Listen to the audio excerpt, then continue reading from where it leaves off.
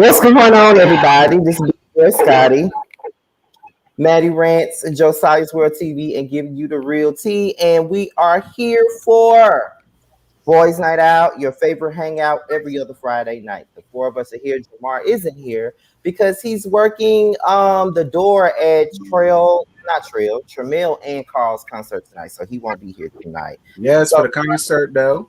Yeah. So how y'all doing tonight? Flavored. I'm good. How are you? I'm here. You know, this is a heavy day for me, but I'm here. This is my fourth reunion, so I'm ready, Andy. Let's go. Hi, Andy. Not my fourth reunion. Not my fourth reunion. Well, before we get into before we get into the show, I want to say something really funny. Maddie pretty much just gave me like that scolding that you get from your older brother just now before we went live. And I really just felt like, oh my God, like, is this what I do when my brother gets on my nerves? I'm so mad at you. Probably. I swear to God. If I was next to you, I'd pinch you. Probably because, you know, I got an older brother and he told me that all throughout one of my childhood. Probably. He still tell me that now. I'm 32 years old. You know I love you, Scotty, but that was Maddie tired, and I apologize if that made you like, oh my God, because Jamar has seen that with me before. It's where I'm like, okay, now hold on, what just happened here? I will. So I love you. I promise I love you. See, but just know, because some of y'all know I've been doing this all day today, and my ass is like, bitch, who am I reading? Because I'm at right now, my gun's loaded. Like, you know what I'm saying? But no, Scotty, I love you, baby. It was just one of those. We coming. We about to be here. It was very much me and Terrence were in the car together, and you just where you know that. I'm like, now this bitch, I'm gonna let her know when I walk through the door. That's what happened. I said, now you ain't gonna ask me where I'm at, and I'm pulling in your goddamn driveway, Giselle. Okay. Okay. Okay. I always got a bad habit of doing that. Child, hold on, please. Hold on. I just be wanting to start the shit on time. That's all. Well, I mean, since it's open season, I mean, you know. But you know, I that's my brother. I left him down. Girl, I'd be like, girl, I just let him know whether it's 1 minute left or right on the marker. We're gonna be up in this bitch. Trust me. Right. We're gonna be here. I don't know about Jamar, but we gonna be here. Right. Okay. Now, see, you did not have to say Jamar. But that's what. But you brought it up. You brought it up, Candace. You brought it up, Candace. You know. Did it, Candace? You did. But I do appreciate you for wanting to start on time because you know how niggas is. You know, 9 o'clock is normally 10 in CP time. So I am glad that you want to start shit on time. This is and 9 o'clock is my do not disturb hour on my phone. Do not call because it's going right. Like, I don't be trying to be annoying. I just be wanting shit to start on time. You're not annoying. You're not annoying. I just gave you my that was my Libra. Don't you correct? We're here. We're fine. We're fine. We're here. I said, Josiah left the room when that happened. So I said, girl, now what is going on with this production? I'm weak. Scotty, it's a boys' night out. We're here. I have some ombre effect behind me via green screen. I'm gonna have to send Terrence a picture one of these days. Bitch, you got StreamYard. Wear your background, ho. I mean, even Josiah could do green screen with all this grass behind him, Cicely. I'm just saying. Not grass. Okay. Oh Lord. Oh hell, it's leaves. I'm sorry. Are you at Lisa Vanderpump's bar? You at Pump? I'm hollering. Not Pump. Just hollering. I mean, it's giving Pump. You know what I'm saying? Like, we taking pictures here. Yeah, am I breaking up? Because y'all all yes, you are. Yeah, you breaking up.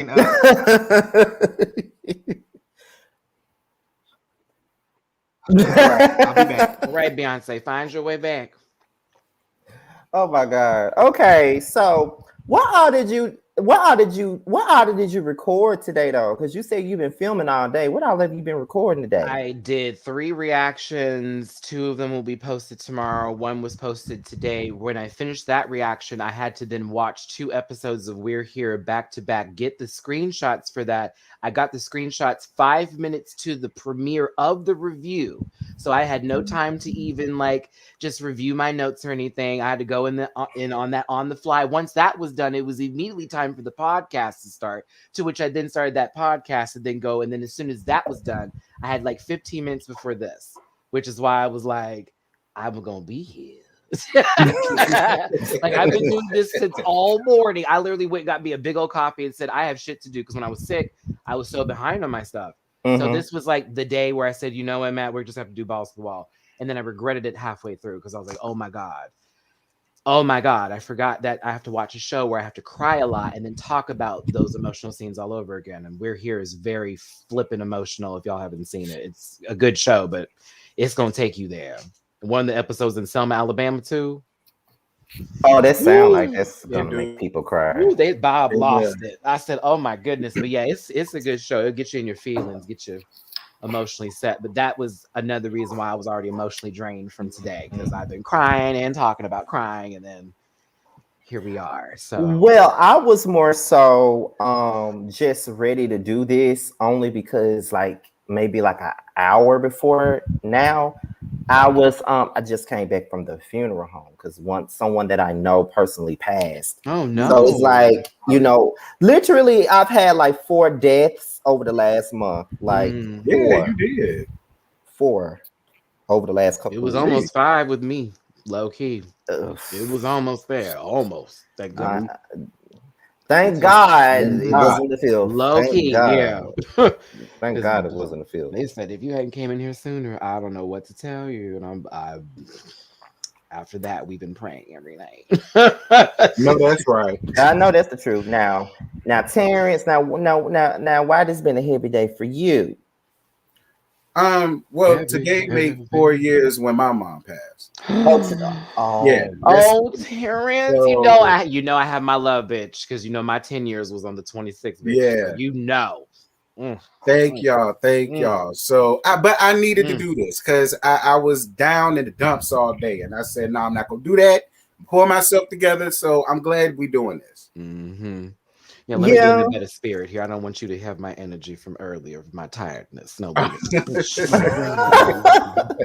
Jesus. Thank y'all. There she goes. You know what? I kind of figured that was it. Like I never knew when it was, but I kind of figured that's what it was. November. October, November are the worst months for me. Yeah, same here. Hated it. All right. So since Josiah is back, we can start the show. So we're gonna start off with "Take You Home." Let's start it off with that. Okay. Ooh. Vandy Milan could never. Oh, sorry. The Drag Race UK girl. She did Baps for the runway, and it was not that cute. Ooh. It was awful. I'll show y'all a picture later. Well, this week Josiah made the choices for "Take You Home" and the song and album of the week. So we're gonna start off with "Take You Home." Now, for those of you who are just not tuning in, if you haven't seen the show since we've been back, "Take You Home" is a brand new game where since this is a hangout spot, we're gonna have some of the games be hangout-ish. So if the 4 of us were at a club and we wanted to take somebody home for a nightcap, we got to pick between the 3. So these are the 3 choices that Josiah brought to us this week.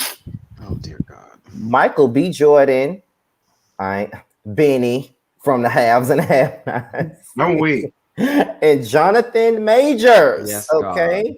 So we're gonna start off with Maddie, then Josiah, then Terrence, and then Atticus. myself. That's all I'm gonna say, everybody, is Atticus. Oof. It says, put that nose between the hole. All right, listen. All right, let me get this back here. So I'm killing Michael B. Jordan because he's a bad actor. Said it. I'm going to marry Jonathan Majors because he has that MCU contract and his character wasn't killed off in the first movie. Thank you. Plus Atticus, Lovecraft Country. Enough said. And I'm sleeping with Tyler often. You got to pick one, though. You got to pick which one you taking home, though. This ain't Fuck, Marry, Kill. Oh, yeah, this ain't fuck Marry Kill. You gotta pick which one you gonna take home. Oh, just one? Oh, yeah, you gotta pick I don't one. do. I'm a Libra. We don't do that. We have to. We have to graze. That's real shit. Graze through the food. No, I'm taking Jonathan though because on a reel I saw like his like stats and everything, and I was like, yeah, okay, but this will work. Jonathan Majors, Atticus. Okay, Josiah. I'm taking Tyler home because I feel like that, like he's fine as fuck, and then all of them are fine. Don't get me wrong, but Tyler is the person that seem like that will have fun in the bed. Terrence, I'm dying to hear your answer. Lord Jesus, for me, but you know what? I'm gonna go with Maddie. I will take home Jonathan Majors. Oh wow! I'm surprised it wasn't. That man is fine. I don't give a fuck what now nobody says. The way he speaks to, he is like, the articulation is just wet. Like, oh my goodness. Sorry. Sorry. I think that they're all fine ass men. Like that's God. There's no doubt about that. But I would probably choose. It's really between Tyler and Jonathan Majors. I'm gonna go with Jonathan though, because I think everybody would choose Tyler. Everybody would choose him. Michael B. Jordan gives me Wonder Bread too. Like, listen, I see Wonder Bread. He don't like wheat. He don't like wheat. He like white bread. You know what I mean? He don't like wheat bread. That's what he. Well, they can keep his little dick ass. His dick little anyway. I mean, I'm not mad at it. Take all the little dick niggas, take them off the streets, go on ahead and do it. And he seems like he would be like corny in bed. You know what I'm saying? Like I don't know. Elaborate. He give me a jackrabbit. Elaborate. I have to hear this. Please. No, because he feels like I feel like you would have to teach him different positions and different things to do in the bed, how to be sexually pleased. You know what I'm saying? I feel like he's there's nothing wrong with that, but sometimes when you got the hots and you're ready to explode, you ain't got time for that. I think he's a selfish lover. Well, like he just give me once he get his nut, he done, and that means if it happens in 5 minutes, he's done. Like my dick ain't even get hard, nigga. You done already? Like that's what he give me. I mean, Fruitvale Station sometimes doesn't pull up. That's a movie reference. But he is the Human Torch, so I do see it lighting fast and also going out just as quick. I still can't get over him for ruining Fantastic Four. Creed was interesting. It's like I don't like him as an actor, so as a person, it ruins it for me. So yeah, I wouldn't, Michael. Yeah, I don't really care for him as an actor like that either. He's just the same person in every movie. Yeah. Absolutely. Just like the guy who plays Captain America now. What's his name? The black guy now who plays Captain America. That same actor. What is his name? He was in Striking Vipers for the Black Mirror show. Oh, I know who you talk about. I wish I had his name. See how unimportant he is? Oh my God. It's not even coming to me. So don't even worry about it. I understand that. That's just like Jennifer Lewis. And Billy Fox, and I love Anthony Mackie. Thank you, Anthony Mackie. That's the man. I love it. Oh yes, that man's a terrible actor. Same in every movie. But he's so fine. Though he is fine to me. I don't know why he's so fine. He's the same man in every movie. He's the epitome of Michael B. Jordan's shadow and different casting of facial. I understand. He is. But listen, I've been wanting him since She Hate Me. I've been wanting him since then. And you're right, because did you see Striking Vipers when they had that little scene? And it was like, I said, well, not these black men kissing in the rain. All right. Scotty, is there anyone else that we're not fucking or marrying but possibly killing? Those are the only three. Only three. Oh, that's okay. Right, because Michael dead as a bitch if that's the case. I'm surprised. I'm really surprised that y'all don't see it for him like that, because everybody loves Michael B. Jordan. Well, that's because it's the safest bet. A lot of people like cardboard, but some people need construction paper. Yeah, that was deep. Take that. It really was. Yeah. Rulers, yardsticks, markers. School. Lord, I need to shot off that. Where my bottle at? You know what I'm saying? I wasn't even expecting that one. But okay. But when I see Michael B. Jordan, all I think about is when I tired, the first seen philosophy him. comes out of his guys. I see, because I wasn't expecting that one at all. But when I see Michael B. Jordan, the first thing I think about is All My Children. That's the first time I seen him, and he had the brace in his head. I saw him on The Wire. That was my first time seeing him. Oh, I didn't know he was on The Wire. He wasn't that cute to me back then. He got sexier when he got older and started playing in Fruitvale Station Creed and all that. That's when I really started. He got a Bowflex, and that's when people started to pay attention to him. Yeah, he was a little too, like I said, a little too wonder, not Stevie. Okay, well, next up is the song and the album of the week. Oh, this.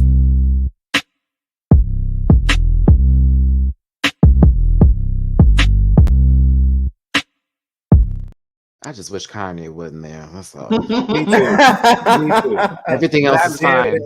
But that boxy shoulder looking, I can't. Boxy Mandrews there. If you roll it up, I can't. God damn it. Okay, now these were also chosen by Josiah this week. And the song of the week that he chose was "It Is Club" by 50 Cent.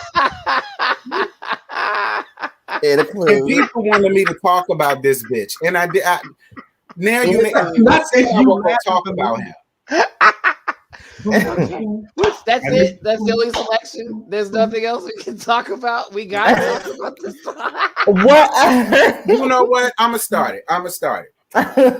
When it first came out, it was hot. Fine. But then it wore the fuck out to the point where even seeing the video and him on it just made me nauseous. All right. It was cute for a couple of weeks, but then everybody kept playing it out. It was in all of the parties. Everybody playing it in the car. Niggas are singing it at the lockers. Like, you just couldn't get away from it. And after that, it was just like, get it away from me. I was over it. All right. That was kind of you, Terrence. Know what? Okay, so the thought process was, I said I needed to pick I want to pick a black male rapper for the song choice. So I was like, okay, I didn't want to do Kanye West, Jay-Z, you know what I'm saying, too predictable. I said, let me do 50 Cent and kind of switch it up on y'all. We could have done Biggie. We could have done Pac. We could have done people with actual credentials and not someone with chiclets for fucking teeth. Let's get into the He does have credentials. Okay, now let's not do that. Now, all through he's a troll. I know, I get it. He's a troll, but he does have his credentials. Let's get just being shot 9 times. Girl, let me go in, because this is the day that the Lord has made. Let's all rejoice and be glad in it, bitch. Because I'm going to read this booty hole munching man. Do you understand what the fuck I'm saying? Old Curtis Jackson, bitch ass motherfucker. I got to have the power.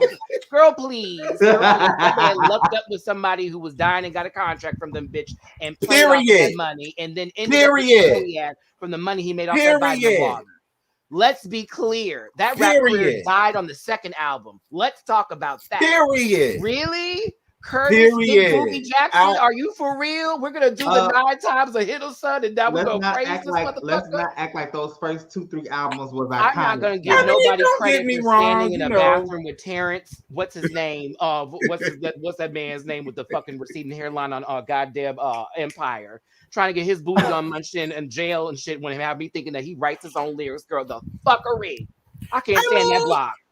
You know what I mean? Don't get me wrong. I take you to the candy shop. I tap my foot a little bit on Olivia's part. Don't get me wrong, but it sounds terrible today. I wouldn't want to bust no hips on that, girl. I would be putting my fingernails back together. I would I know Olivia's part. You know what I'm saying? Okay.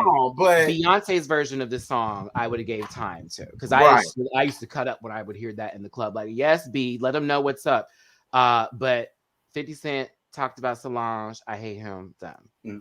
Now, I will say, if you chose 21 Questions, maybe. Because I ain't gonna lie, that was my shit. That's the only 50 Cent song I still revisit is 21 Questions. And that's the only one. Can we do like 10 Crack Commandments next time by Biggie? So come on, do the whole song verbatim. Can we do Kim, Queen, Bitch, Supreme, Bitch, Kill a Nigga for my nigga, bitch, for the seed, bitch? No, I'm telling you.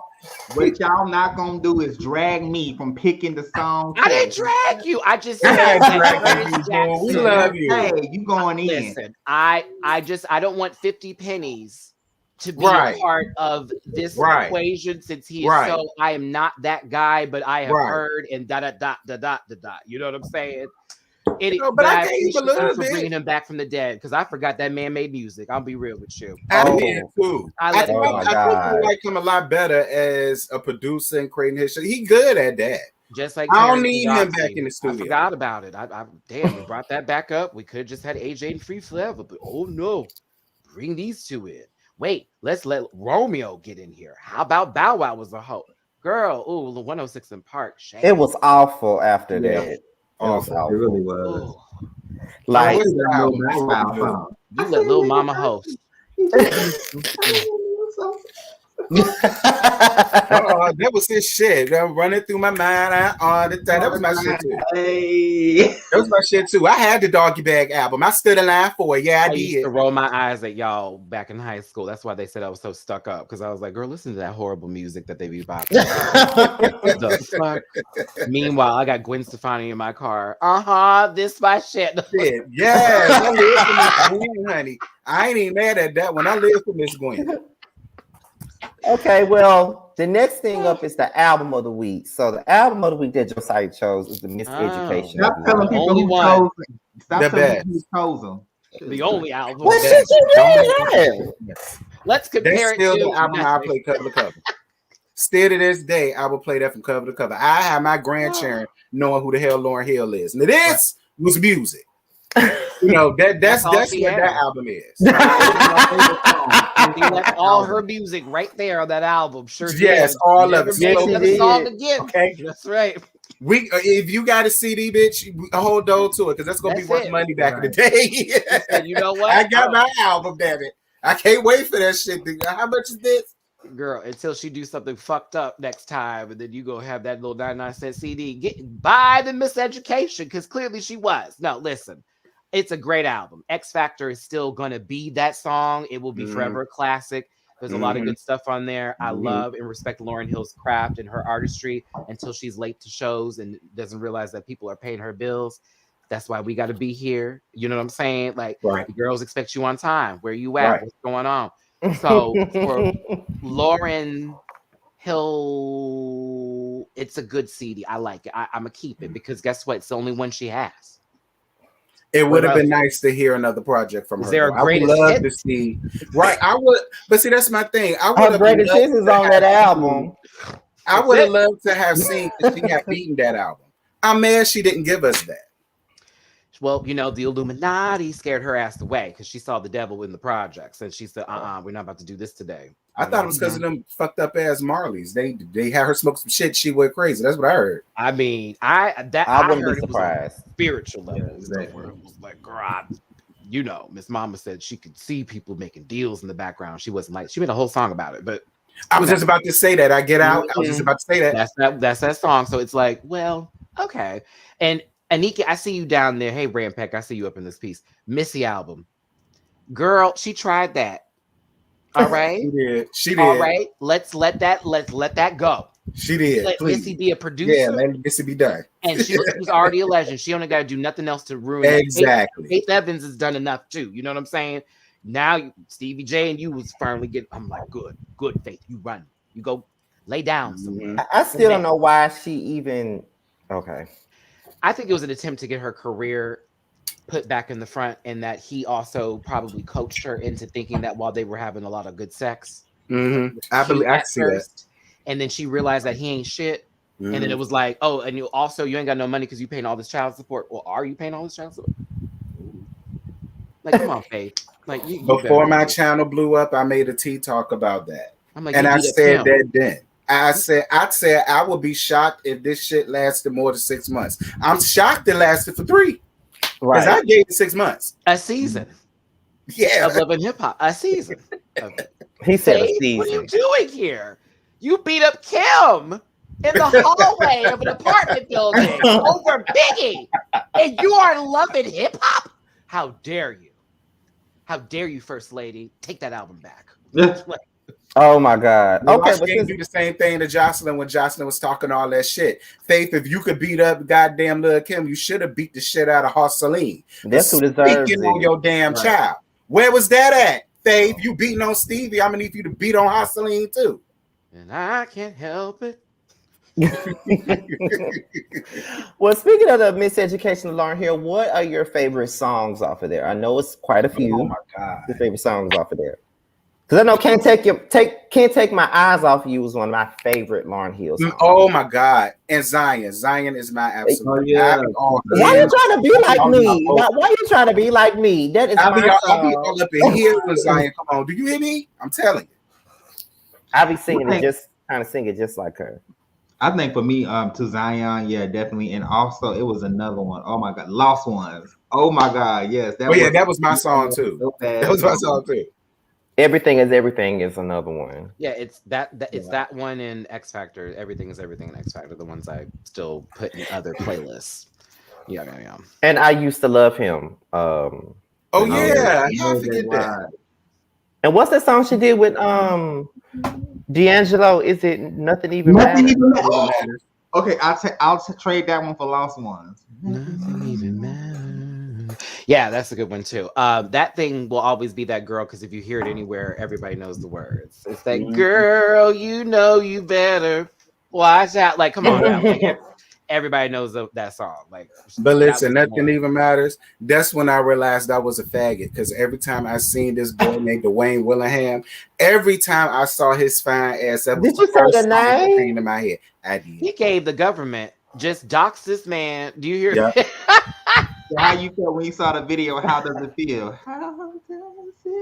The same way I just envisioned him being. He took the place of D'Angelo. I ran into him when I was in Virginia. And he's still fine, child. Lord, he was a cute little boy back then. And he's still fine. I said, people was dragging Angie Stone. Remember, because him and Angie Stone was dating. Who? D'Angelo. You know what? I did too. I'm not gonna lie. Like I looked at Angie Stone, like Angie, it ain't no shade because I love Angie. But I was just like Angie Stone and D'Angelo. I mean, I guess opposites attract. I guess I don't know. I mean, she thought her credit went up after that, but then again, she saw what happened with the rest of the needles. All right, so the next segment that we are on is Sing That Word. Sing that word. Yeah. So okay, so like last week, I'm gonna let Josiah give us all words. So Josiah, go ahead. Oh, why you got me doing everything? Okay. You ain't doing shit. Okay, so I give everybody the word sex. Go. SEX, Mama C. Daddy gonna go crazy when he finds out that his baby having SEX. That was my song. That was the only song off of Life's second album I like. Sex with me so amazing. Yeah. There we go. What's the name of that Marcus Houston song? Sex with you is like. It's like, yes, you better give me Marcus. I had that album. Okay, let's all give one to Josiah since he gave us all one. Let us three give one to Josiah. Okay. Xylophone. Xylophone. There are several songs with xylophone in it. Find a song that you like. No, I'm just playing. I want to say, sir. I'm sure Stevie Wonder did a song with xylophone in it. I'm sure of it. Someone do something. I'm done. I made my joke. Go. Let me see. A word for Josiah.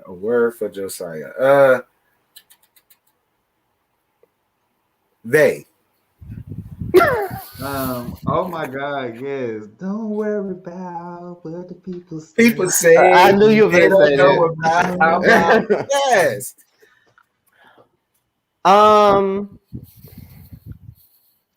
Hard. Hard. Yeah. Break my heart. Yes, say you love me again. I just knew you was gonna come with SWV. Use your heart, but not your eyes. I just knew I you was did gonna too. come in with That's that. that'd have been my go-to. It would have been mine too. I ain't gonna lie. So let's sing that word. Okay. Next up is probably my favorite segment now because of last time we did this because Terrence and Maddie was going at it. Then about I said what I said. I don't even remember what we talked about. See how we was talking about soul food, and y'all were talking about Terry and Miles and how he slept with Faith. Oh my like that, and y'all God. go back Okay. and forth Everybody about agree that. with me anyway. So whatever, Terrence. But yeah, go ahead. So next up is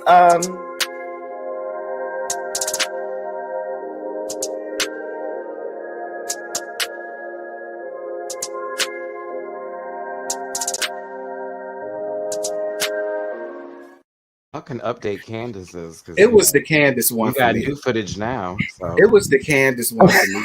She had them Peggy. I mean, you can go get on Twitter. Peggy Bundy boners, Like child. real talk. Girl, she was thick weed before Wendy came. Damn. oh my God, Jesus! I'm like, they be putting me in this waiting room, honey. I'm here for it. I'm like, oh, we about to go to the next club. All right, yes. Now, okay. This week's Sympathy in Payola subject will be Love and Hip Hop's own Tyra, Peter Guns, and Amina. I'm on Tyra's side. I hate you so much. I'm on Tyra's side. Now there was a lot of debates about this particular subject when this season of Love and Hip Hop New York came out. There were some people that were Team Tyra, there were some people that were Team Amina. And I want to know from the three of you all who actually deserved, who did you have sympathy for in this situation? I don't have sympathy for fools or for the pigeons that follow. I really don't. Like, really? Like, okay, first of all, Peter Guns, ew.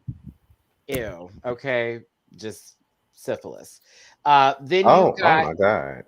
What's her face over here? We got this poor baby who was the original baby mama who then had Amina butterflies, fucked up teeth coming up in there and trying to get up in the spill. I did not understand that entire storyline and why they would want to be on television in the first place.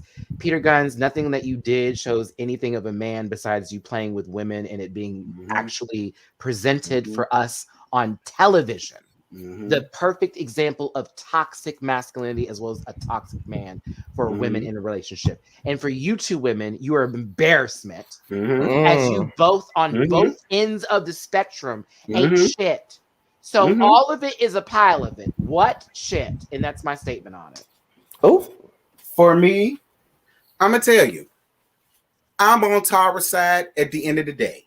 Because she was with that man for about 14, 15 years, and then and for a whole year, this bitch done swooped in and not only fucked your man, but married your man. I'm on Tyra's side. However, Tyra, where you lost major cool points for me is after you found out that he was a fucked up ass nigga that not only fucked his artist, made her girlfriend, and then married her in a year, and not even thought once to propose to you out of 14 years, you gonna turn around and get pregnant by this nigga. Now, when you did that, Tyra, you lost major cool points with me. Because it's no way in hell that I would have sat here and gave up my uterus for 9 months for this fuck nigga. Yeah, I would not. Again, say it again, though. It's I wouldn't have done it. Again. However, I still am on your side because Amina got up here and tried to act like, oh, well, I didn't know. I didn't. Bitch, you know. Bitch, you knew. You knew. Fuck that. You knew.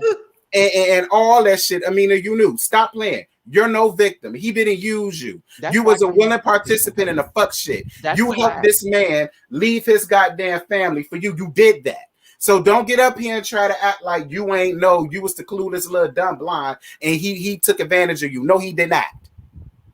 But I'm on Tyra's side. She an idiot. But But I'm gonna talk sad. You are kind. As long as you keep the idiot part in there. I'm just saying, we could all feel sorry for her. Yes. But I'm not gonna be holding her hand at the end of the day. I'll push her in front of the street. Girl, what's wrong with you? Car coming? Like, hello, how many times do you need to be run over by the same vehicle before you stop walking to the street blindly? It's insane to me. Sorry, I can't. I hated that for television and for black people and people of color in general. We look dumb. At that damn reunion when she said that her ass was pregnant, I said, why? And then Amina gonna turn around and get pregnant. Why? But again, it's the fact that Cardi B and her picket fence teeth at the time. Oh my God, not picket fence.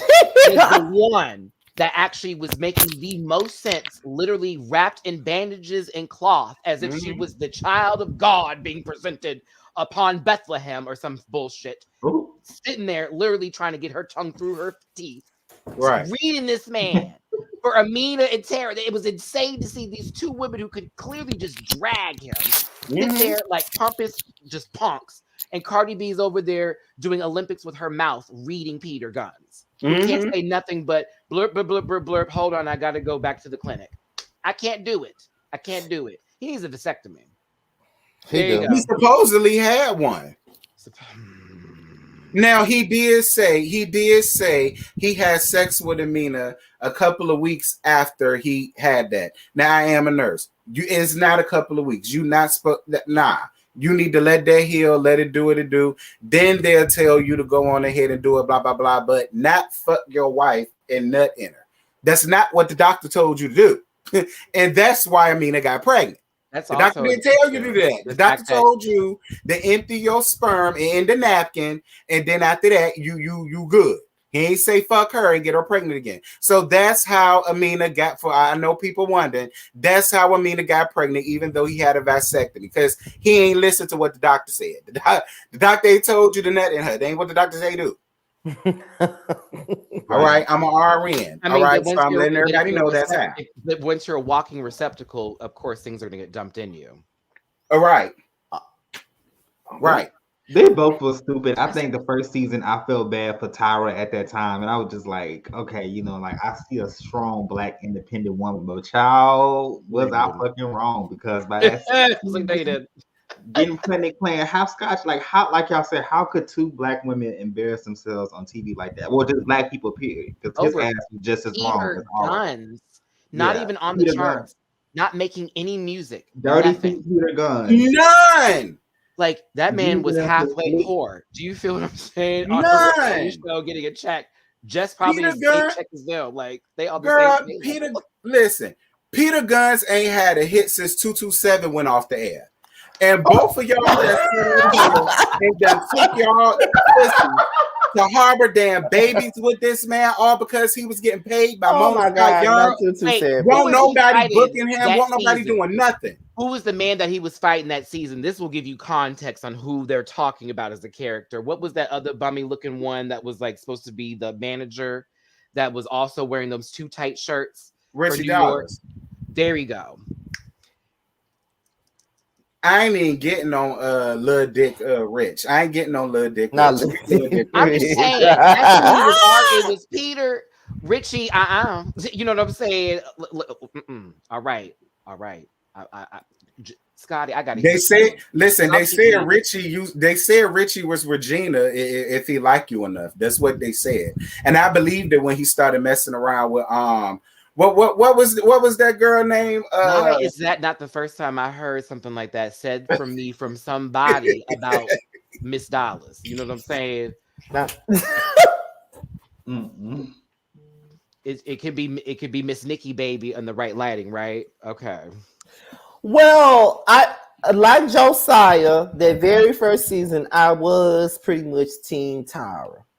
But when she started back sleeping with him, and then when they was in that studio, when they confronted Peter about it, and Amina was like, "Can I have a moment with my husband?"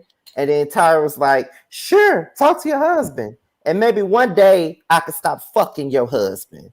And I was just like, "I'm here for it." I mean, I hear what you're saying, Scotty, but baby, that's always mine. That's he was mine when you married him. He was still coming home and laying in my bed. You're an idiot, Amina. You're an idiot. I'm also like, you sound dumb as fuck too, because you're having the conversation with the woman who's clearly burping that man's sperm in your face while you're like yelling at her. Yeah, y'all are trading babies back and forth. You got pregnant by you just breathing on each other. Not just breathing. I'm just saying. Peter Guns must have got a dick of gold. I never saw a dick made of gold, but Peter Guns must have got it. Peter Guns, I want a little bit. I'm sure it's not even made of gold. I'm sure it looks stressed. And I'm sure they look stressed too. And so stressed pussy wants stressed dick. Just send me the head in the mason jar. I just want the head. Don't send me the back. Don't send me the balls. Yeah, that's it. Damn sure don't send me the balls, because you a baby making machine. But sometimes, you know, some women do get crazy, because I did see a leak of his penis. I was like, oh my. Oh yeah, I saw that too. I mean, it was alright. It wasn't small. I mean, it was bigger than Rich Dollars. There's no penis on earth that's gonna make me go, wow. I'm just not. We all got it. Well, not all of us got. I'm just saying. You know what I mean? It's what? Congratulations, you grew that. Like really? I'm just saying. I mean, there's some things that are beautiful things, but I'm not going to lose my grip on someone's penis. Right. Just like when what's his face had his leak, Safari. You know. It's lovely, but looking at you, the attachment to that, and what comes up here, oh dear, you still wear. Why does it look like you shop at a Persian rug market? Like I don't. Why did he set a rug? I swear to God, all that fur. I swear to God, it got fleas or something in the child. That man be at a bazaar for his clothes. Yes. Oh my God, it's never not tacky. It's never not tacky. Why does it look like you live in Miami, but you know you in Cali? Like I'm asking these questions. Oh my God, I'm screaming. All right. And then Erica allowed Mona Scott Young to talk her to go with that nigga. Now I don't like Erica. Well, but I'm like, God damn, Safari. Like you think Mona did that, bro? You think Mona did that, girl? Erica has always been hop on pop. Okay, let's be clear about it. All right. If she don't got a storyline, she gonna have a storyline with some man. Just so we're very clear with that's that. True. Another Carly Red or a woman.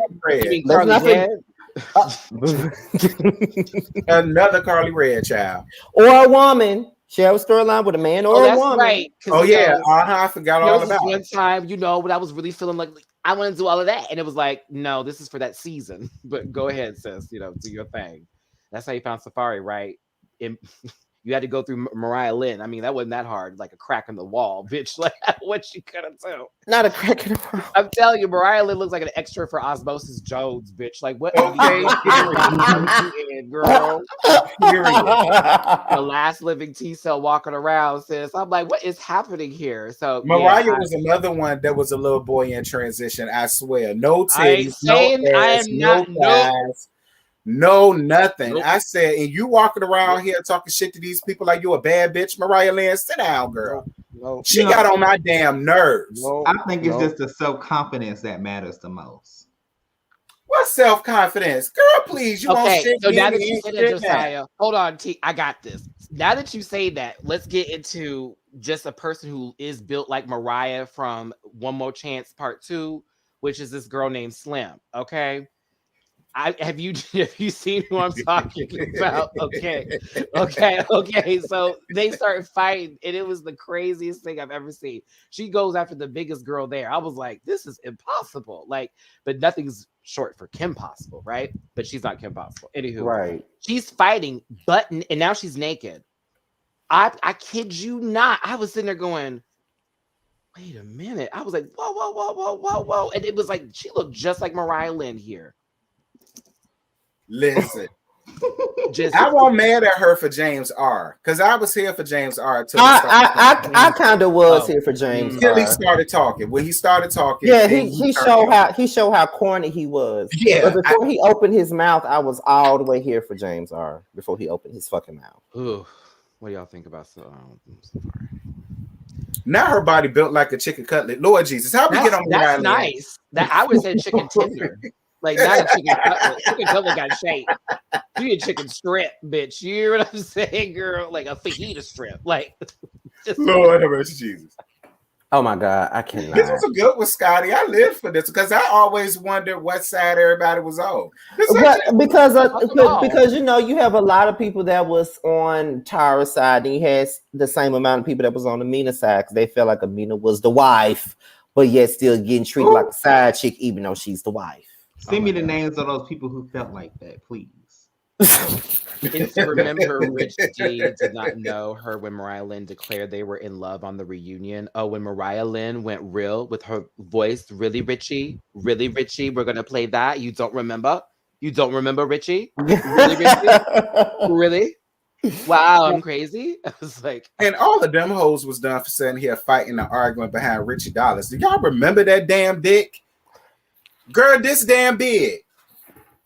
I said, y'all are sitting around here clamoring over that, and he ain't take none of y'all nowhere. But the Love and Hip Hop. It was that Monique storyline for me when he crossed over to Love and Hip Hop Hollywood franchise. Oh, that I was done with that. You mean Chanel West Coast? Oh my God. That person exists in life. Okay. I hated Love and Hip Hop Hollywood. I really I loved it. That's one of my favorite franchises. It was like, this is where we'll put the gays at. And then right, for real. I hated that. And then the fact that no shade to Christopher Milan, it's get your money, get your check. But what were you doing there? And then the guy who was on there now that was in a relationship with him is on Love and Hip Hop Boot Camp or whatever the fuck that is. Marriage Boot Camp. With a full-fledged, I'm looking at her and I'm looking at him and I'm like, now I know you're supposed to be bi and people could be bi, but I don't see you. Something's not spilling. I don't know. I don't trust that man. Me and Terrence started watching it. Listen, Amber, look, for real, to me, Amber looked like she used to be Adam back in the damn day. Like, that's what she did. I'm not. So it's just like, I don't see it for her. I don't see it for him. I don't see it for that fucking storyline. They ain't nothing but good Judies that needed a check and needed a quick job or whatever. So she said, girl, we may as well do it. You talking about Medina went up there and did it. Why can't we do it? The girl Jessica Dime beat up that is currently with somebody else who was also on another series like that's on that show right now. What's her face? The one with the wig that Jessica Dime beat up. Treasure. Yeah. What is like that? I was like what is happening? Why are you on TV again? You got whopped and wigged already. How are you still here on television? Like, you got dragged across on an island, bitch. Like, are you for real? Like, I can't do it. Couldn't do it. Sorry. Listen, I don't condone violence, but I won't mad at Jessica Dime for that one. You do condone violence. Yes, Jessica you do. Jessica did right with that. I was appreciative of it. She was like, why are you here? And why are you talking on Rashida in that moment? Yeah. Like, literally, they're going through something. They shouldn't even be filming right now. This should be some serious personal business. Mm-hmm. He came up there talking about some side chick stuff, and I'm just like, girl. And Josh's assistant, for that matter. And then Carly, Tread the Red right there is sitting there, looking at Josh. That's right, because the tires are flat, bitch. You hear what I'm saying? Like, come on now. Ooh, girl, looks like you have a few nails in those tires. I'm afraid we can't. Okay, period. I'm gonna start calling Carly Red discount tires. Discount tires. Oh my God. I'm done. I'm not discount. 3-tire rotation with your first tire, girl. Go ahead. Oh, she always got a new ring on. I'm telling you. Let me stop talking about Carly's threads here. I can't do it. But yeah. Reality TV is terrible. That's the moral of the story, everybody. Yeah, right. it is at this point. Terrible. It most definitely is at this point. Well, next up is the hot topics first. Hot topics, which is what's the tea? That's what's next, and it ain't that much out there to discuss at this moment, but we did what we could do with what we got. Okay, so we're gonna start this thing off with the first one, and that is this upcoming season of Basketball Wives. And apparently, Brooke Bailey and Malaysia Pargo got into a physical altercation on this up and coming season of Basketball Wives, which should be coming out this January. First off, they're saying that the main cast, before we even discuss that, the main cast is supposed to be I think Jackie Christie, which we already knew. Malaysia, Jennifer. I think did they say? I think Brandy, British, and I think Angel Brinks. They're saying that Brooke may be supporting, but she has a chance of being the main cast member. And those twins that popped up last season are also supporters, as well as Duffy. Now, first things first, how do y'all feel about Brooke Bailey in Malaysia throwing bowls this season? Beat ass, Brooke. Oh, so Malaysia finally connected with somebody. Right. Beat ass, Brooke. Since season Dump 1. a mud hole in her. It's been a minute since Malaysia actually got into a physical altercation, as she's always been this close and then not hit them. My money's on Brooke. Smoke her boots, Brooke. My money's on Didn't Brooke. they briefly get into it on season 2 of Basketball Wives LA? Yeah, because the beef was really with Bambi and Brooke, but somehow, some way, Malaysia was involved in it too. So they've had problems in the past before. So Smoke her. Malaysia got hands, but that was season 1. She is not connected with nobody since season 1. And that was because Miss Govan got up with her Jolly Green Giant looking ass and got knocked the fuck down. If a tree falls in the forest when no one hears it, it's Laura Govan. Okay. So that's where we have that moment here, honey. But as far as like, she picked up a whole table and didn't even get Jennifer. Like, she's right. Jennifer's the easiest one to touch. A waste. I mean, as the lady that literally slapped her from across the table, Evelyn could have got to her faster, and Evelyn always is a charge up. Evelyn's like Sonic the Hedgehog. She's always like speeding up before she goes to get somebody, and then it ends up falling. Basketball Wives. Well, you know they say Brooke had beat Jackie ass that time, but we just didn't see it on camera. So we saw Jackie after though, and we know we just saw Jackie after the fact. That went from here to here, and it was like, oh, Vogue. Smoke her boots. All right. Okay. A mud hole in her. Jump up and down on her like a trampoline. Do you understand me? Because she always want to claim she from Compton, and you don't want to mess with me. I'm from Compton. Y'all saw her Baps looking ass cousins in the other season or whatever. You know what I'm saying? You know, she's so Compton or whatever. I want to see what you got. Because this ain't Laura. This a bitch that really about that life. I want to see what you gonna do, Malaysia. And Brooke is actually and Brooke is from ghetto Compton ass. And Brooke is from South Central, so I want to see it. I can't wait to see that one. It looks like Malaysia is the target this season. I think that she's the one that's ostracized this season because she has a lot of issues with a lot of people on the cast this season. From what I hear, the reason why I'm not mad at it is because you turned on your so-called best friend to be kitty clicking with them bitches just so that you could have a part in the storyline because you ain't have no money because none of that shit was selling. Them bedspreads weren't selling. That skincare line was overdone. It ain't never even come out. And you turned on your friends for them hoes. Your real friend. Not only did she turn on her friend, but she also turned on her family, which was CC. Yeah. So I'm not mad at whatever Malaysia get. That's what her ass get. Is the other one back who I don't like that Malaysian's related to? Malaysia is related to Kristen. Hell no. Yeah, Kristen got fired. Congratulations on her. She's pregnant. So I will congratulate her for that. Congratulations, girl. That's awesome, but I didn't like her as a person on the show. I hated her. Outside the show, God bless her, but. And I thought, you know what? When she first came to the show, I really thought that I was gonna like her. I did too. I really thought I was going to like her, but that didn't I could buy them tank tops, so I wasn't gonna like her. Style. You know what? To be honest, I would honestly prefer Brooke Bailey to be a main cast member other than Angel Brinks. Because if your storyline gonna be how you pregnant by Rockstar, then he cheated on you, bitch. What you expect? You got cheated on by a cornball. Yes, Angel Brinks is back. Now, what if Angel actually has a voice this season? I doubt it. Wait, what? I doubt it. Oh God. If she had a voice, do you think she would have ended up with a punk ass nigga like Rockstar? I see, a real woman wouldn't have ended up with Rockstar. A real woman.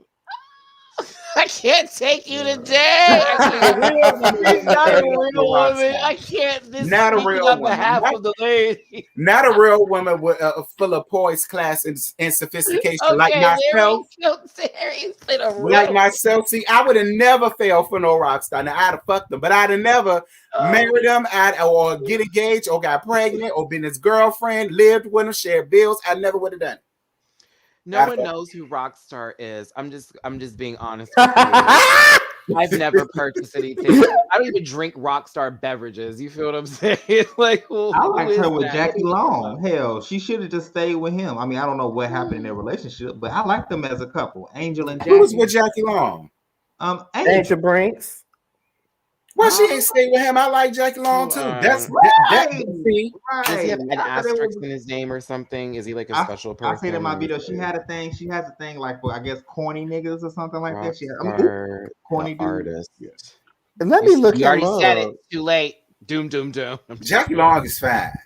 He play on game. I've always been How do you spell Rockstar? Can someone him. help me in the comments? I think it's ROCC. Yeah, I'm old. How do you remember Rockstar? He was on Love and Hip Hop, Hollywood. Yeah. I'm trying to help Maddie out. Yeah, I don't. Oh, ew, him. Ew, I hated him. I always thought he was right. I'd have fucked him, but I wouldn't have did all the rest of that. Especially when he was arguing with Akbar that time in that damn parking lot. I just knew they wanted to fuck. Yeah, he gave me a little limp. There wasn't no argument. They didn't want to fight. They wanted to fuck. Oh shit! I wanted to fuck Akbar too. Listen, that's a nasty piece of Poppy Thug that I love to see, or Bang Bros, or oh my god! Shit. I ought to be here for rock entertainment. He said Bang Bros. It certainly ain't boom. Not Planta Rosa. If y'all know the music, I got the biggest dick out of both of them, as far as I'm concerned. But Angel is pretty much her whole story is her relationship with Rockstar, and she pregnant by him now too, and he been cheating on her, so that's her storyline. And Brandy is beefing with Malaysia. I'm here for Brandy being back. I hate Brandy being back. Brandy is also beefing with. I mean, not Brandy. Malaysia's also beefing with, of course, as you all know, Brooke. Who else? British. Yeah, she beefing British too. All of them. She's still beefing with Jennifer. Wait, British back? Oh my! I don't know if they're cool. Yes, British is back, child. I can't deal with these people. Tax fraud is going to be her biggest storyline, and then she's also beefing with the twins as well. I heard allegedly. Malaysia beefing with the twins. Well, damn, no, British is beefing with the twins. I think Malaysia cool with the twins. Oh, well, listen. I don't hang with thieves no way, so I'm not mad at them for keeping her thieving ass away from them. Had your wallets, had your purses, had your social security cards, your SSIs. Had all that because that bitch is. I just want to know where Jackie fits in all of this. Grandmama. Well, Jackie is like the Nene, honey. As long as Jackie's always gonna bring a good show. Jackie's like the electrolyte water for the group, like just to re-quench. I still got some pissed off on Jackie for the way she did OG. I'm not gonna lie. I'm just saying, are we gonna watch this lady wear black for another season again? Like, are we really gonna do this? I'm sick of it. I really am. Like turtlenecks and black and the same fucking hairstyle. You look crazy. Don't she keep a ponytail? Always. That shit in a ponytail. Her shit's damaged, and that's why. Or she just doesn't have any style, like we've seen. But yeah, he said like we've seen. I'm sorry. I'm so sorry. What is it? She an old hoe. All the old hoes either get ponytails or bun. Back. Like, girl, this is insane. So Shawnee must not be there because after you dismissed her for your services, you can't be there to then be back for the services again. Shawnee appears in a very limited capacity. So okay, I was talking to him. I did a video on this earlier today, and I was saying how I feel like Shawnee was probably on it. You know how like you have that one cast member that reintroduced the group. I feel like Shawnee was probably on the first episode, and that's it, or the first and second episode. Because they did say from that page, they said that she's only interacting with Jackie in Malaysia. I think those are the only people she's interacting with. Then why are you there? Right. Why are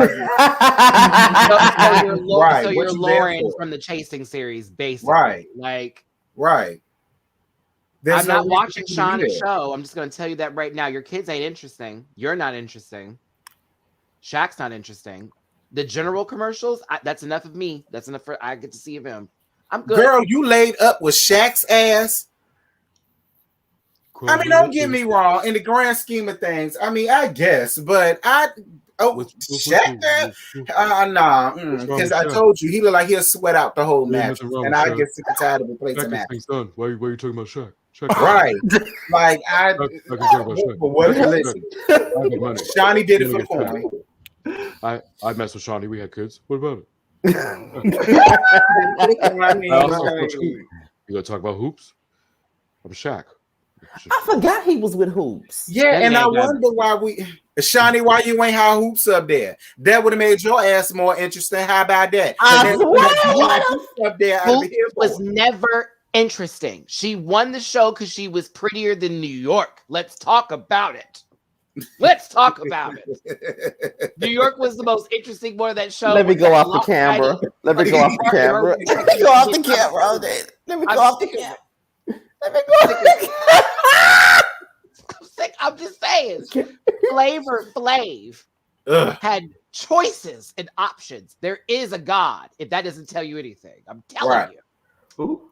Oh my God, I cannot. You know them contestants were getting paid some good money to go up there. They gave that man an AARP card when he was 25. You know it. Like, let's not do this today. Right. Let's not do this today. That man filed for Social Security at 29. Let's not do it today. Oh my God. At least his kids look better than him.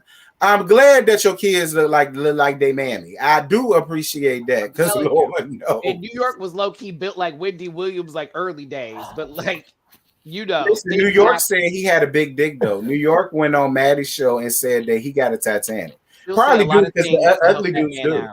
That was charity. That was charity. Yeah, but you know, a lot of the ugly dudes do be having big. But so I did believe it when she say that. I mean, he gotta have something going for him. Well, that's kind of true.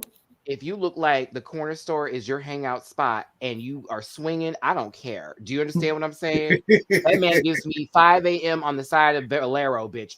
No, we're not doing this. Valero! I'm not doing this today. Like, he can go to jail and be ugged with whatever down there. I don't even care if it's Battleship ready. You know what I'm saying? But if you God. Hey man, what's up, dog? Before I walk in the store, I don't want to fuck with you. I'm sorry. That's like bitch, you can get chips. You have enough in your pockets. Stop fucking with me. You've been up here for 2 hours. Don't do that.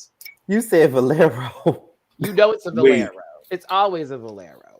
That mixed gas. You could have said Citgo or something. Well, bitch, they ain't no Citgos over here in Houston like that no more. I'm just about to say, do people still have Citgos and Texacos? I said BP for the girls over there. You know, it's a Valero. We don't even have BPs anymore. Valero is the BP now. We don't really have the Valero up here. Alabama still with the BPs.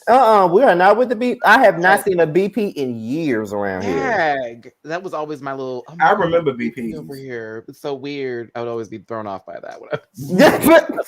I'm like, why is it this one green thing in the small letters of B and P?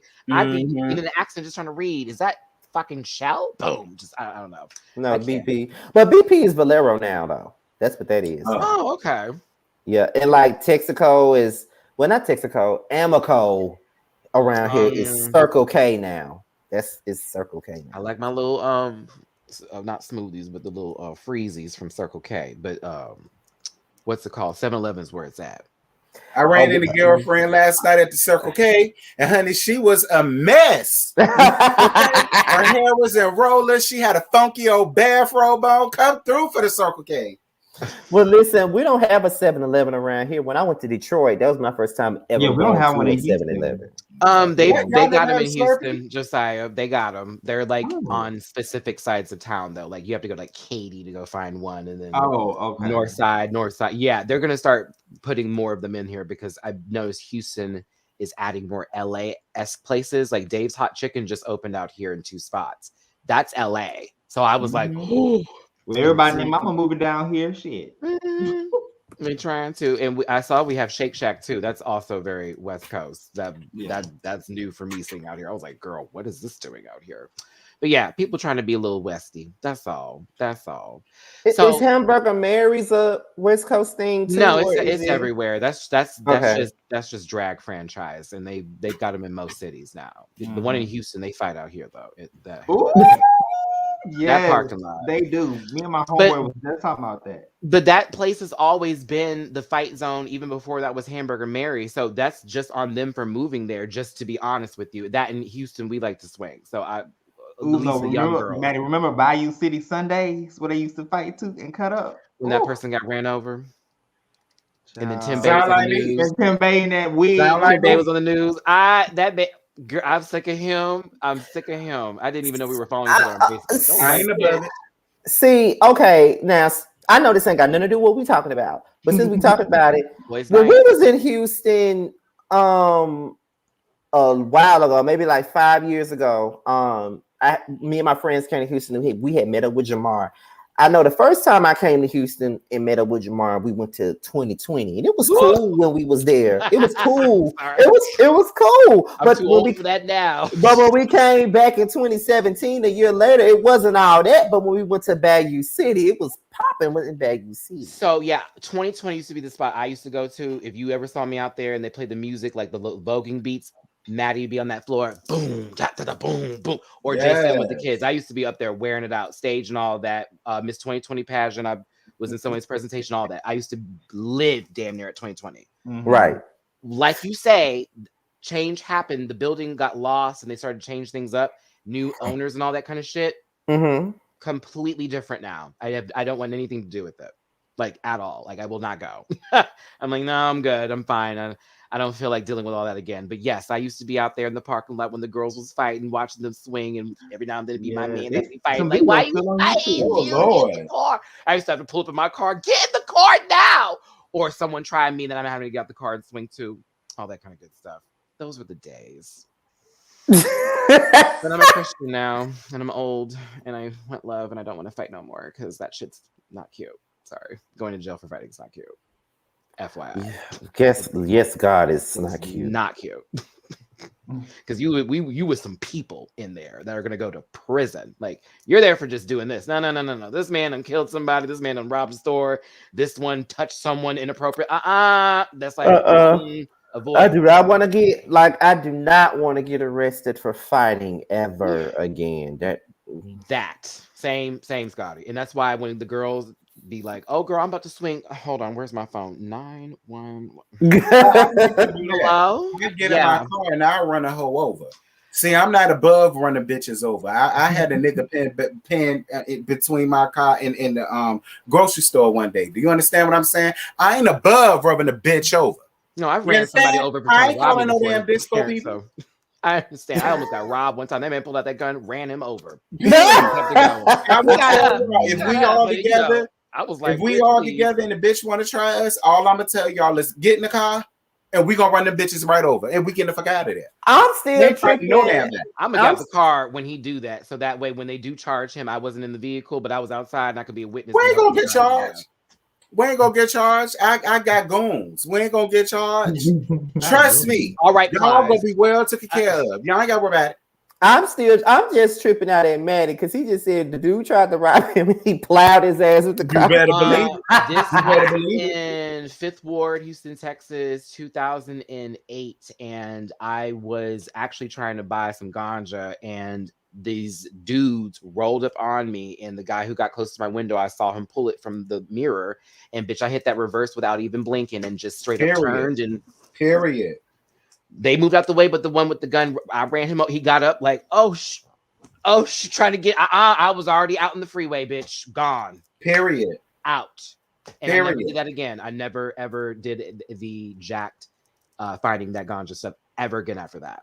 That was a lesson. Mm-hmm. But at y'all gay clubs, like, okay, because before we went live and I went to the convenience store and got one of these, because every time I come up here, I don't never have nothing to drink. But I went up there and you know how you have the Smirnoffs and stuff like that? Like at Walmart, they'd be like $1, but at the gay club around here that I do not attend, They sell them for $4. Yeah. $4. They be overselling Convenience, stuff. cost Right. of what they need. Yeah, all that. Like the fuck? How they gonna make money? I would think they would make money if everybody pay $1 for it. But most people come there early so they don't have to pay nothing. Those are the girls that That's are true. actually going to like do stuff. Then the bitches who actually have money come late because they don't care. It's whatever, $10 do. And they're going to be the ones with the money. So with the girls who didn't pay come in, who don't get the drink specials now because that's over with, you're going to pay full price. So yeah, cost of inflation for you being in a station that hosts your gay ass. That's how it be. Like, oh, sissy, you want a drink? All right, $7. Oh, wait. He said, "Sissy, do you want a drink?" Bitch, I'm screaming. I'm just saying. Half the time they be the straight bartenders back there, like, what you doing here? You know we don't tip. Like, I tip my bartender. Thank you. Okay. Have y'all ever had? What was y'all? You know what? I'm gonna wait till Queer Connections to ask y'all that shit. You know, I'm gonna wait till that. But that's it for Basketball Wives. We're gonna go to the next thing now. As you guys already know, Travis Scott has been in the news all week about this Astro World stuff. Okay, so what are y'all thoughts on that? It's a sad situation, and my prayers and thoughts and condolences are to the people that lost their lives, especially to that family that lost their damn 8-year-old. That's very tragic. Trampled. It is. And then I hear that another person just went brain dead, and then they had to put somebody else in a medically induced coma. It's a lot. But see, I also heard that the DJ said while all of that was going on, his ass was at an after party. I'm just saying. Yeah. So yeah, him and Carly were partying apparently when all that was happening, and the next day it was sort of like, oh my God, we just realized even though your phones were on and you're just ignoring it and you said you were going to deal with it later. As a Houstonian, I'm embarrassed that happened in my city, born and raised Houstonian. Astroworld means more. I've literally had this speech so much, but I keep having it because Travis Scott gonna hear my ass. Astroworld was a big deal in Houston for it being the only Six Flags that we had that got torn down, and people still remembered it for the spot. That parking lot area was always open. It was it's for me driving by it, I get teary-eyed because that was my summer was at Astroworld, and also going to basketball games over there with the Rockets, you know, all of that in that area, the summit that used to be down the Joel Osteen Center, et cetera, right? So with that situation, Travis Scott decides in the middle of a pandemic, let's have a festival. Let's hire security and not train them. Right.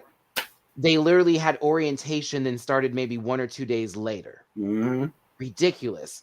You got all these people going there. You got no precautions being taken. The show has started. It's a blast, but there's so many people. Everyone's compacted on top of each other. The heat, everything is too much. And people are literally passing out. You got people yelling at this man, stop the show. They're telling crew the same thing. No one's listening. Can you imagine being somewhere where you can't even move? Mardi Gras. Let's use that as an example. Ooh. Bourbon Street. If you've ever been on Bourbon Street during Mardi Gras and you made it out, you're one of us. Because, bitch, when I tell you that's scary. Being there. And I've been on Bourbon when they've been shooting with that many people and everyone just hitting the ground with shit on Wow.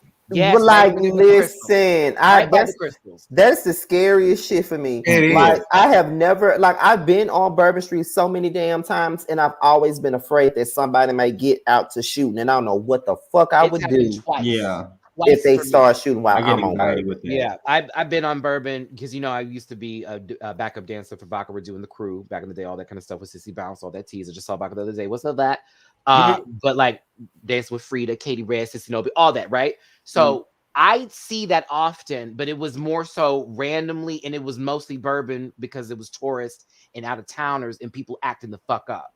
So I'm now looking at Travis Scott's show here, and no one was shooting nothing like that, but there were fights that were shown, all this kind of stuff, and whatever. And you're thinking to yourself, what if someone had started shooting, and that had happened, like in Bourbon? Everyone panicked when that happened. I'm talking about, I'm at Crystals. You know where Crystals is at on Bourbon? You know what I'm talking about? Right there, 3 bullet holes were in the window, and I remember hearing pow, pow, pow. Everybody just falling to the ground, like just falling. I had someone literally pull me down. I was like, what is happening? This show, people were losing it. People were trying to get out. Massness. He's losing deals. I think he does deserve it, honestly. This man put so much attachment into this. I don't I'm know how he's shocked. coming back from this, to be honest with you. I'm shocked at how many people. I had somebody come into my comments and said that ain't none of this Travis Scott fault. I said, how you figure none of this is Travis Scott's fault? I let people have their opinions in my comments. Don't at me as shit. That's what I tell my folks. Don't at me the damn thing. Leave your comments down there, and if I see it, I see it. But I had somebody was like, I don't know why all of y'all bloggers is saying that it's his fault. He ain't at fault at nothing. All he is the artist. He ain't responsible for them people. And da-da-da-da. Girl. That's saying funny. what they're saying. That's really funny because we've watched certain artists sort of show their lives to us and what they do with shows and tours. Beyonce is a perfect example of this. Someone who has a lot of control over how the show goes and what's happening in the audience and what they want them to feel. I'm sure Travis Scott was very aware of what his intentions were when he puts on a show, how he wants the audience to react and all of this and everything else like that. You feel what I'm saying? So I highly doubt that he didn't have anything to do with anything and that he just showed up to just perform. I highly doubt that. It's his brand and festival. Correct, P. Exactly. So it's like, what do you mean he had nothing to do with it? And then, of course, they're like, Kylie's getting affected by this because she was there and she saw people fucking losing it and did nothing. And she is somebody who has influence and power, and unfortunately she does, but it's ridiculous. I think the whole thing is a shame, and I think that whatever happens to him, and I honestly hope that it does touch Kylie a little bit so that privilege could be evened. Right. Right. Yeah, I'm embarrassed. And as a Houstonian, I'm pissed that happened out here. We deserve better than that. Sorry about Travis, but you did Houston wrong by killing people there, by putting them in. I agree. Well, people are quick to say that it's not his fault because it's whatever, but things could have happened in a different way. You know what I mean? Like people have gone to concerts and nothing has happened. People make sure that their, concert goers are safe. You know what I mean? Like I've been to like a bunch of K Michelle concerts and nobody got to fighting at her concert. You would think they would, but she went darn ready, right? So But y'all cannot forget, if you ever been to a Travis Scott concert, he encouraged his people to rage and mosh, and mosh pit, and he does have a huge young white audience. So you know how that is, like when it comes to like super events like that, and like them acting crazy, pushing all up over each other and stuff. Yeah. I agree. And like, why was it 50,000 plus people in the damn audience in the middle of COVID? No way. Did any of them hoes have a damn mask? So that's they did. People were sneaking in and they overran the security booth area. So people literally there's a whole video, portion of that, but they were charging in and just running in. So it was definitely overcrowded. There was no one was counting the people coming in. Who knows how many people actually were there? Right. Ridiculous. They're dropping bodies. That was so sad to see. You got a paramedic. They can't even take somebody out safely. Right. While the man is still performing. Right. That's a gag. Right. Like you got people dead. Because when I saw the video of the crowd, I said, well, shit, did Michael Jackson reincarnate, bitch, and everybody come back down there to see him? Because that's how many people was there. I said, all y'all showed up to see each other. Don't get me wrong. I mean, Travis Scott got some good songs or whatever, but damn, he got y'all out there like that? Do I even know his songs? It was some people that SZA was performing, Master P. I guess some Drake was there. Drake was actually there. Ooh, I heard they suing him too. Who? Drake. That's what I heard. He was performing when all that was happening. He was on stage at that time. Yes. Oh wow. And he's not even from look, Drake. I know you want to be a Houstonian bad and you've lived out here for a little bit, but you from Ottawa or Montreal or wherever that is. Don't you stop playing with our fucking faces, bitch. You came out here and found all that Houston booty and thought about it, okay? That's fine. I know you're light skinned. I know, but you need to chill, please. I cannot. Okay. The owl needs to chill. Okay? I'm tired of Hedwig. Okay. Well, next up is Pleasure P and his 17-year-old son. What the fuck? Apparently, his 17-year-old son has been arrested for murder. Okay. Apparently he Shit. yes, he's arrested for murder. I talked about this earlier today on Yes for the Mess. I'm trying to pull up something really, really quick so I can explain it all to you guys. But apparently it was a murder or something like that on a highway in South Florida, and he was a part of it. And Pleasure P was trying to defend his son. He was pretty much saying that why would a 17-year-old want to kill a 24-year-old, as if that makes any sense? Because it's a lot of 17-year-olds that does dumb shit and throw their lives away to prove a point. You know what I mean? Wait, so he was 17, he killed a 14-year-old? No, he was 17 and killed the 24-year-old. I'm sorry. Oh, a grown. Okay. Lord have mercy. Yes, he's accused. You know what? Of murdering a 24-year-old. So did he have the kid when he was like 10? 11? Right. Look, because I said Pleasure P got a 17-year-old. How old is Hold on. Let me look up. Let me look.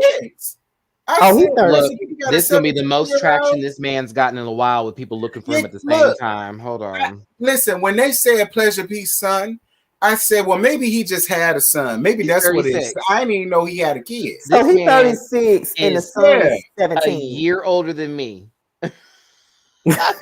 Look, I just thought he just had a son. And then when I said 17, it was high school. Murder. Yeah, it was high school. It was high school. I mean, look, I will say this. I do feel like I need to hear more to the story before I just put it all off on this kid.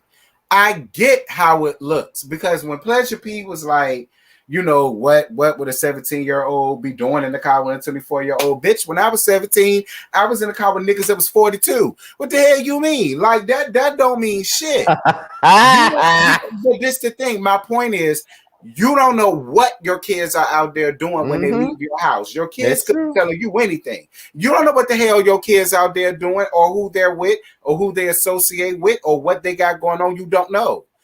But so I'm not mad at him for saying my condolences to the family. Is no disrespect to them, but I want to know more of the facts. I don't mind him saying that. I'm not mad at that. I don't mind him saying it. I just think that the whole statement of why would a 17-year-old want to kill a 24-year-old is stupid. They got me too. Yeah, I felt the same way, Bestie. I did. That was dumb as hell to me. Has no discrimination. Like, if you want to do something, you'll do it to whatever, right, and whoever. Like, I'm not going to speak on this because someone's life was lost in terms of this, and there was not that much given, nor do I follow Pleasure P enough to give a shit. But I will say, I'm just saying, that's real. Time I ever, the last I heard of him, Bucky was in his face, or Shay, whatever that lady's name. Exactly. You know what I mean? Like, that's the last time I even saw him. So, as far as this situation goes, it's sad that someone who is 17 would want to take something like this, taking someone's life away, if that is the case. Whatever happened, and for whatever reason they wanted to do that, I don't think anything is ever that deep. And for Pleasure P, that's his son, so of course he's going to stick up for his child. That's what any father would do. At the same time, I hope you don't have an album or a single coming out soon, because then I'm going to start to question why you are speaking in the first place, because you can go back to your little concerts and those small stadiums, all right back there, honey. You right there. He said small little arena theaters. You do it, bitch. You figure out that circle of stage. Go for it. That's my thing too. Like you ain't even know your son was out there fucking up protected because he made you a grandfather at 36. Bitch, I ain't no grandfather. Let's make that very clear. All right, I'm G dad or something like that. Or I'm G. Call me G. I ain't no grand nothing, goddamn it. So it's just like you don't know what your kids out there doing. But I am glad. I am glad that he was like, Maddie. Reds. Oh my god. Okay, bitch, you gonna make me a granddaddy at 36? That's the argument. Yeah, bitch, I know you lying. I know you lying because I understand how Pleasure P feel because I'm 33. So I totally get how, because I know Pleasure P was like, nigga, you did what? I know he did. But at the end of the day, I am glad that he said no disrespect, but I do want to know more because they got to be more. Because some people will be very disrespectful and not give a damn about the people dying. Like they would not care. Like Eric Jane. I'm possum again. I ain't got nothing to say. Ooh, that was easy. All right. Okay. Last but not easy layup. That was 3 points. Last but not least, it's Nene. Oh God. Now, Nene claims that she would be open to coming back to the Housewives of Atlanta. You know, the same show that she's been shitting on for the last couple of. That's what I was getting to. A show that she shitted on for the last year and a half, and she said that a conversation with Andy would have to be had. They would have to work some things out so they would be able to work together again. Andy says there's no more room for Nene on the Housewives of Atlanta at this point. I get it. Or whatever. So with that being said, you know, the fans want Nene to come back very bad. You know what? Most fans want her to come back really bad. Me. To be honest, although I don't care for Nene that much, she brings a lot to Housewives of Atlanta. She can make me mad. She can make me laugh. She can do all of that, and I can keep her around. Like, she's a thermostat. Nene's a thermostat, and that's why I wanted her there because we can change the temperature real quick. Yes, like she's the heart of that show. There's no denying it. But Scotty, the thing is, especially in entertainment, you do not go, and I am going here now. The Jewish community is very strong in the entertainment community. Okay, you don't play that card, right? In that community, ask Nick Cannon. Right, you do not play that card with them.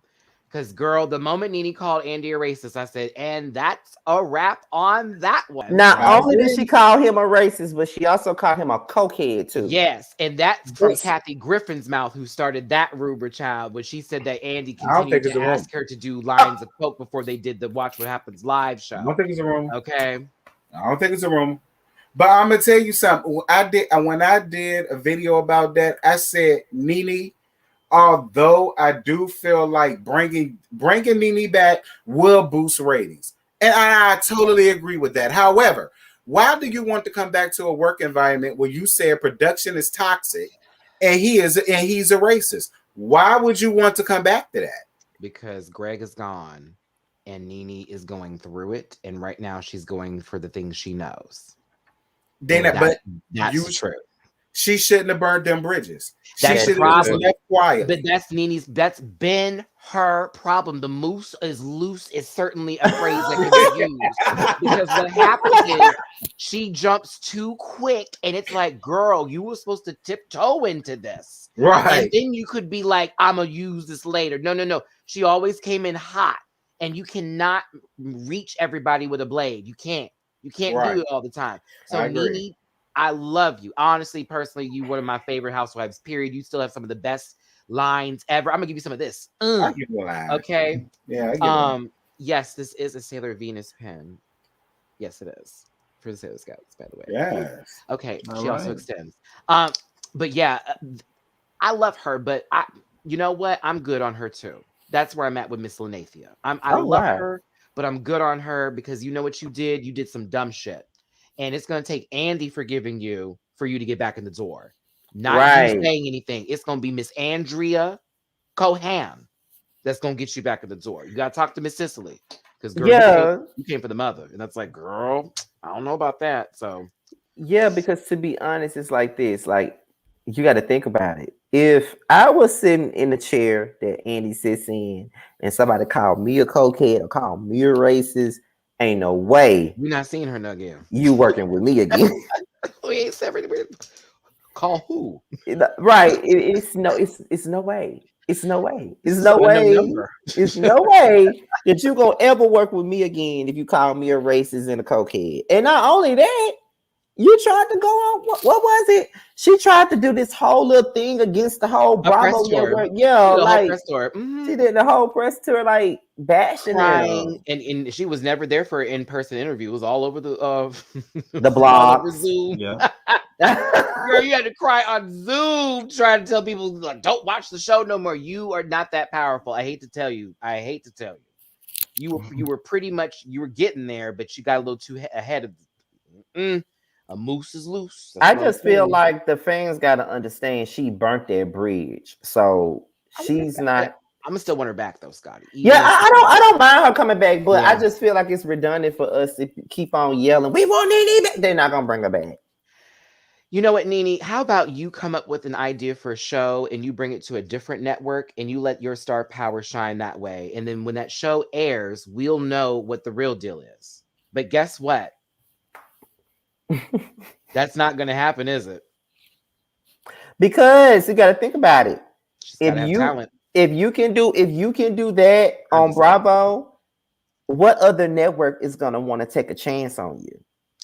And who is Bravo with, Scotty? Since we want to go here today, NBC. And who is NBC with? Viacom. Okay, so let's go down the line at what Viacom owns, including a certain cable company that just so happens to be in everybody's house. All right. So, hey, Nene, you fucked up real bad. Because while we talk about Miss Andrea and all that good stuff here, there's a reason why some girls get touched and some don't. Because it's like, okay, girl, once you bite me, it's a wrap. Listen, if I got over there with Andy at any point in time, honey, I'm playing the game. Do you hear me? Right. I'll take my decade. I'll be gone after that. I'll tell my book later. You play the game. I'm sorry. Like, I don't get people going in there and saying, you know what, I'm gonna do this now. Bitch, walk out slowly, softly, and kindly, and later show them how angry and nasty and loud you can be.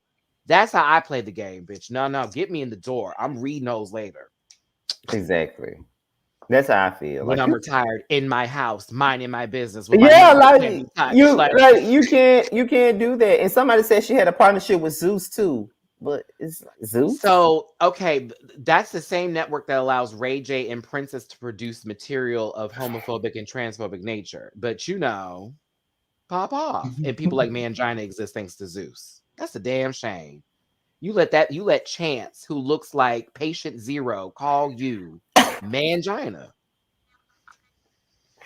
Did you say Patient Zero? Did you say that? I did. Chance looks like an extra in Silent Hill, girl. Like, it might kill you. Oh my God. Okay, now we into the last segment of the night, and that is queer connections, where we talk about all things. That's my first time seeing it. I left early last time. Oh, that's cute. Okay, I'm sorry. Okay, so I got a couple of things that I want to bring up for queer connections. First of all, what would you say was your worst date that you ever been on? I have many. This is why I'm single now. Which one stands out? Which one would you say stands out? The man that embarrassed me in a Buffalo Wild Wings, to where I still have PTSD today, and going in one because as we walked through to get a table, instead of him waiting for the hostess to come back, in his impatientness, he went to the kitchen, because you know where the Buffalo Wild Wings, the kitchen's like right there when you walk in. He went into the kitchen and yelled at the staff, "Hey man, we just walked up in here. Ain't nobody here to get us a fucking table." This is the third date. The hostess literally walks up, like right as that happens, like, "Oh, I'm so sorry. Let me get you a table." I said, "Don't worry, baby. Do not worry. I drove y'all." Yeah, the date was done. I dropped his ass right back at home and went and got a movie. I never saw him again. Josiah, which one stands out for you? Do not embarrass me in public. Wow. Well, I guess I would have to say, I mean, I had some bad dates, but I guess I have to say earlier this year, I dated somebody that I saw out on my birthday when I was drunk. But then when I saw him in person on the date, he was ugly. And like, then he didn't have any money. Like, he asked me to pay for the date, like, "Oh, you got it, right?" And then on top of that, like, he was so dry. Like, I had to kind of squeeze conversation out of him. And I was just like, dude, like, are you serious? and then trying to tell me that he had something, you know, because he saw me losing interest. So he tried to say, oh, you know, well, I have this. And I'm like, what? Like, why are you telling me that at the last minute when you see I'm not interested? Not that I care, but wait, I'm going to ask without asking for it to be fully committed to the words. When you say have something, you mean referring to something serious or like he no, has something person? serious. Wow. And he put Yeah, that and all on you on the listen, first date? I Oh. have nothing. I have dated people, you know, with it and everything. I have nothing Yeah, against it's it just at the all. fact that because But of what was going on, it's kind of like you use that as and crush to make feel me bad feel, for me now. yeah. Don't do what you were planning on doing. Oh, When poor you were, Lord, that baby's yeah, still when it needs has healing. nothing to do with that, like he was a Yeah. trash dater. He needs healing. That's all. That sounds sad. Now that sounds sad. I'm sorry. Now I feel bad for the person. He used it as a sympathy. He used it as a sympathy card, so you could feel bad for him, so you wouldn't break it off with him. And there's also dudes like that, unfortunately, that think they are somewhat attractive, and so when they meet somebody that they think is maybe not as attractive as they feel they are, they can just do whatever around them or assume that person's just going to take care of them because their presence is their power, and then you have to remind them that you're the power. Right. You should be happy to be in my presence. That's how that goes.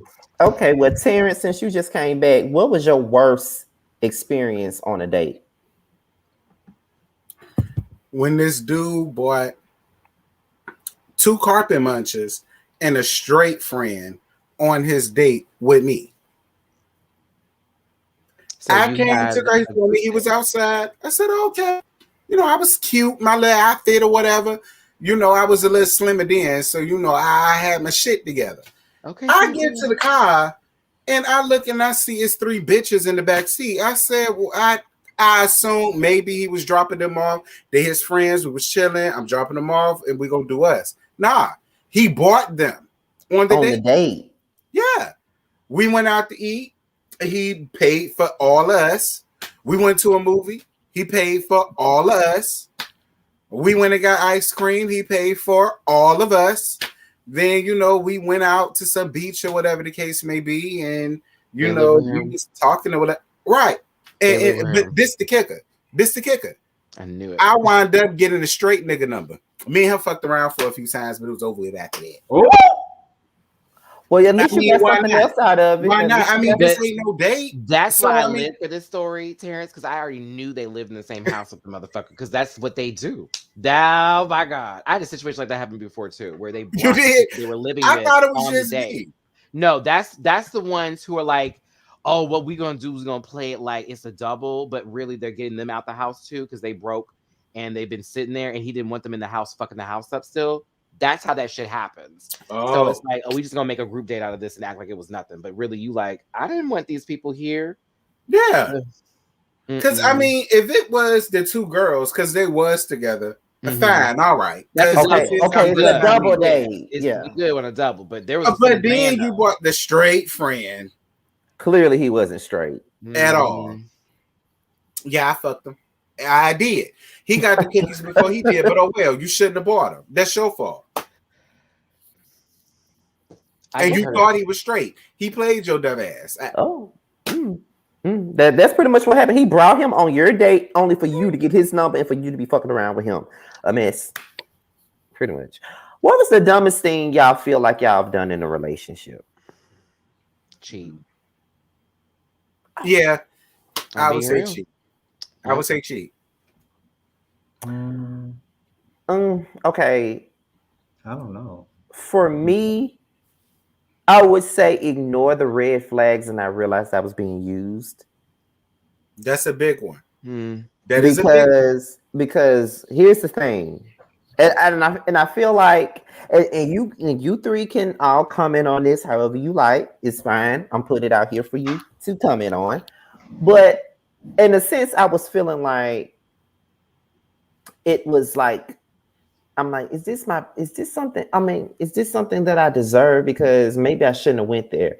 Because the thing about it is this guy that I had met at a bar. My friend had brought him to the bar with him. My friend brought him to the bar with him. So the guy, after he brought him to the bar with him, he came with my friend, so I assumed that they were dating or they were talking. The guy came to me and was trying to date me, so I told my friend about it. And then my friend was like, "Oh, you can talk. You can go out with him. I only knew him for 3 days. You can go out with him. It's nothing. It's only somebody I knew for 3 days. It don't matter." Yeah. So I was like, "Okay, fine." So I went out so I continued to deal with him, and then we eventually got in a relationship. But it just seems as though so many things were happening when we started dating, and I felt like I was trying to prove something in a sense, trying to prove that I'm down for him or whatever. Like I'm trying to show him what it would be like in the long run. Oh, you're me in my 20s. Okay. Yeah. Okay. Got so it. Yeah. It's like when he fell on hard times, I was like helping him with car notes, helping him with phone bills, helping him out with all types of stuff. All the while I have my own personal financial strife, but I'm still helping you out.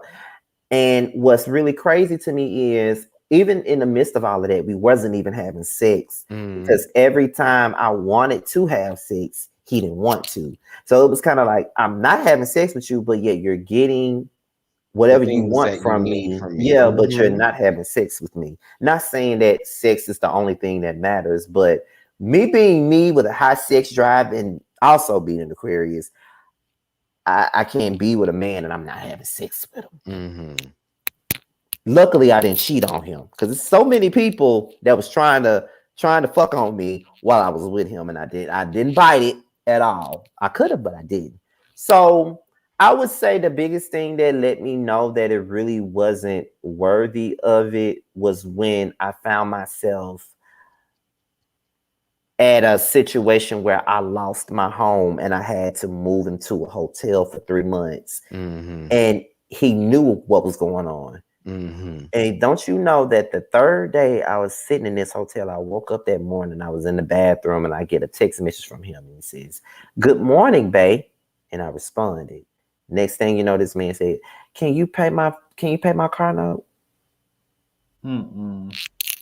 Was he aware of your situation and still texted? Very aware. And I even asked him, could he help us move? And he wouldn't even help us move. And maybe about 2 weeks later, we were broken up at the end. We must have fucked the same motherfucker. No, I'm just. I've been through that before. I had some man literally, fresh out of jail, come live with me for damn near 2 years. Girl, use me down. And ended up fucking some dude many a times in the bed that I was in. And I was like you, Scotty, like, I'm tripping. Like, I literally walked in on my computer and saw that he had just logged into Adam for Adam, some old site, y'all, and had somebody literally come there in my bed, like in my home. Mind you, I was the one on the lease. It was my townhome, all that kind of stuff. We moved from place to place together. I literally let this man control me. I went to jail because of him. You know what I'm saying? Like, I did a lot for that person, and they ended up leaving me for the person they were still sleeping with. You know, I won't tell you what happened to him later, but karma is a bitch, and I was very glad to hear it. But, you know, I was like, oh, that must have been for me. It was a gift. But, you know, I really hated myself for a long time because of that. And then I ended up going into relationships after that one, even now, which is why I'm no longer dating and I'm going to therapy as an adult, trying to make sure I'm a grown human being. You know what I mean? Not or looking for everything wrong with whatever was going on. And also taking old shit and putting it into place with other people. And it ruined a lot of my experiences. Like, simply, yes, he did. To answer that question. And see, and even, oh wow. And then what's really crazy is the entire time I was doing all this stuff for him, he was cheating on me. I had no idea that he was cheating on me until after it was over. But see, the thing is, Scotty, you did know. It's like I knew. You did. It's like I knew, but I just ignored it. Disconnecting yourself from the because what was crazy was I asked him, I said, is there someone else? I don't know why.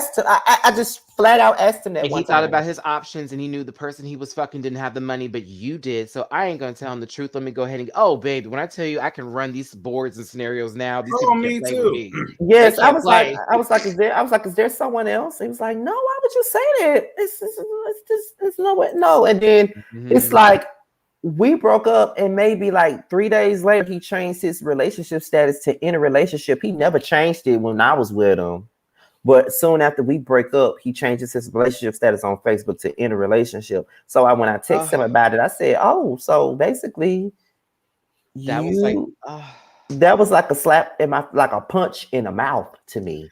And then I was like, "Really?" He was like, "I'm just playing a game. Like it's nothing. Like I'm not really in a relationship." But then you were, because soon after that, I got blocked on Facebook. Oh. Bet 3 months in, I'm looking for this apartment with the dude. We're looking for apartments together. Blocks me the next day, and then I see on Facebook through my other account where I need to like ghost on people. Yeah, full-fledged relationship. Moved into the apartment that I helped him find. Yep.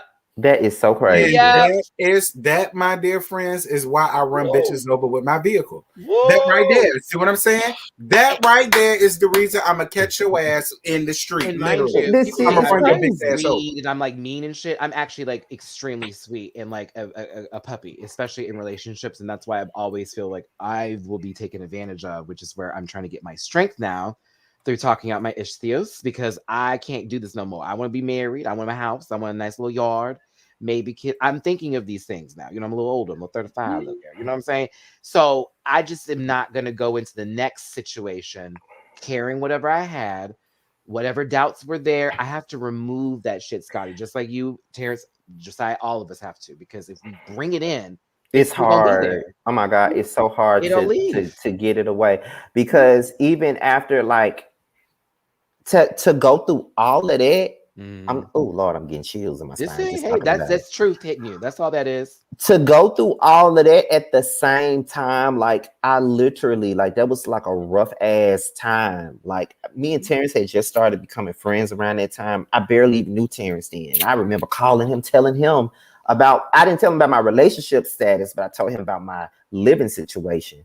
And to lose a house and not knowing where you're gonna sleep, and then to lose a man that you swore you were in love with, all at the same time, that was a lot. And the full on depression is just crazy. So it was just like it was. And then I would say that particular, like I already had like fucked up trust issues before that. But I really had them after really that. Don't help. Yeah. I really had them after that. I ain't gonna act like ain't no man leave me before. A man did leave me before for somebody else, and I went through the same thing. It went from seeing them all the time, talking to them all the time, to where I would go a week without seeing or hearing from them. And I found out, this was in the MySpace days, I found out on MySpace that he got in a relationship with somebody else. I said, okay, bet that. That's where the LaToya Luckett Lady Love album come in at. Because see, that album, okay, that album got me through that shit. That album got me to a point where I ain't give a shit. And I swear to God, 5 months after that, that nigga called me out of nowhere. I said, what you calling me for? They always call. Okay. But here's the thing. He said he went and checked his dude's mail. And he has saw where he went to go get tested for HIV, and it came back positive. I said, so what you want me to do with this information? That's exactly what I told him. He was like, well, I'm just saying, you know, I'm scared and blah, blah, blah. I said, so what you want me to do, though? Like, I was confused. We had flip phones, bitch. I said, what you want me to do? I don't know what you want from me. I said, you're telling me this for what? I mean, go get checked out. And if you got some, bitch, that's between you and God. What you want from me? And then that's what he was like, well, listen, you know, I don't know what's going to happen. So that's why I'm saying I apologize. I'm sorry. I didn't mean to do that to you. I knew I shouldn't have did that. But blah, blah, he gave me a whole rundown. I knew him since I was in the 6th grade and blah, blah, blah, blah, blah. I said, I mean, I appreciate the apology, but what do you want me to do with this information?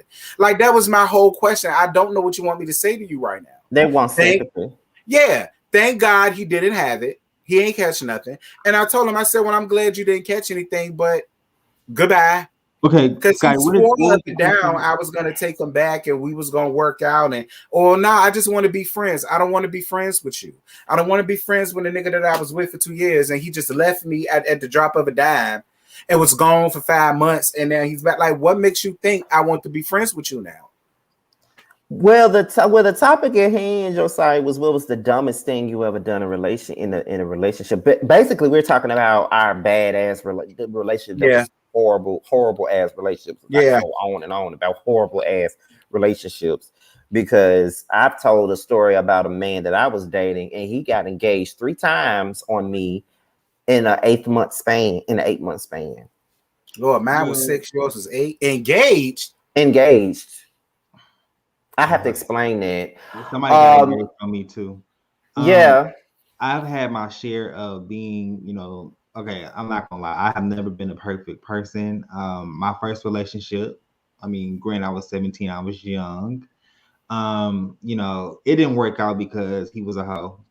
But then when I got in a relationship when I was 20, he was boring, if that makes sense. Like, I got bored and I did have a wandering eye. And I think that he felt as if he was, I don't like nobody talking to me like they're my father or something like that. So we always bump heads with that way. But before, I guess I had a situationship or something earlier this year. And a young man, he was 21. And we dated, for a few weeks or whatever. Y'all, when I tell you, his ass was fucking trash so damn bad. Like, next thing you know, we was dating and then he blocked me. He ghosted me out the blue. Went back to Dallas and everything. I'm like, what the hell? And then ended up he gave me an STD. And that's why he blocked me. And he wasn't man enough to tell me. Yes. Remember, I think I talked to y'all about this back in May or something like that. Why you ain't call me? I'd have came there just to run his ass. If a nigga give me anything, and that's your ass. And this was in the midst of all these this shit is changing as far as my friendships with certain people, my losing best friends, like it was a lot at that time. Josiah, you better than me. I would have been somebody playing. Y'all would have never heard from give you the real tea because I'd have been somewhere doing 25 to life. That's real shit. Because if a nigga give me, all I got is my body and my health. It's the fact that he gave it to him and then blocked him. Right. He did. Right. Oh my God. I'm telling you, I'll be on your ass like child support. I'm gonna find your ass, bitch. Right. I'm gonna find you. And we have deep conversations, you know what I'm saying? Like, I was very clear from the beginning how I felt. And granted, we didn't even have sex. We did something, luckily, only thing that he gave me was just a STD. Because I was like, Lord Jesus, what if it was HIV you would give me? Like, so I would come up in there and I would fucking kill you. You know what I'm saying? Like, I don't play with that. It's like men are fucking trash. Like it just, it's just like I'm in a situation now where he's different from all the guys that I've dated, and sometimes I find myself dealing with paranoia because it's kind of like I be thinking about stuff that happened to me in the past. Like, if I don't hear from him like for a couple of hours, I'm thinking he about to ghost me, or if he missed my phone call, it's like, I wonder why he missed I'm slowly but surely trying to get myself up out of that. But when you've seen the same damn motion picture time and time again, you be thinking everybody is the same. Because that, like I said, that last relationship that I told you about, that was horrible. But the one that I was telling you guys about before Josiah started was the one that really fucked me up, was the one that I was with when this guy, first of all, he had he used to bake cakes and some shit like that. Like, he had a bakery or whatever. And he was trying to talk to me. I didn't want to talk to him because people were saying he was a whore. I didn't want to talk to him. So, but because at that time I was like maybe 25. I was dating this little 21-year-old boy. I was just so amused by this 21-year-old. He had a little grill in his mouth. I was all into the trade look and all of this stuff. And he could fuck real good and all this other stuff. That's all I was into at that time. So after that little shit was over with, I started talking to him, and he took me out on a date, and it was a pretty good date. Never been on no date like that before in my life. He took me on a good date. He said, we're gonna go on a second date next week. I said, okay, cool. But next week, I look on Facebook, he's engaged. And then a month later, the engagement was off. Then he started crying to me about how he made, I'm sorry I did you like that. I know I let you down. I'm sorry, and all this other stuff. And then it was kind of like, okay, cool, whatever. So he got back. We went on another date, and everything was cool. And then after that date was over with, he was with somebody else. He was back with his ex again. And then a month later, they was engaged too. So this is like 2 or 3 months apart. 2 people, 2 engagements, 3 months apart. I'm looking like a fool because I keep going back. Then that ended, and on Christmas Eve, he called me crying because the guy left him.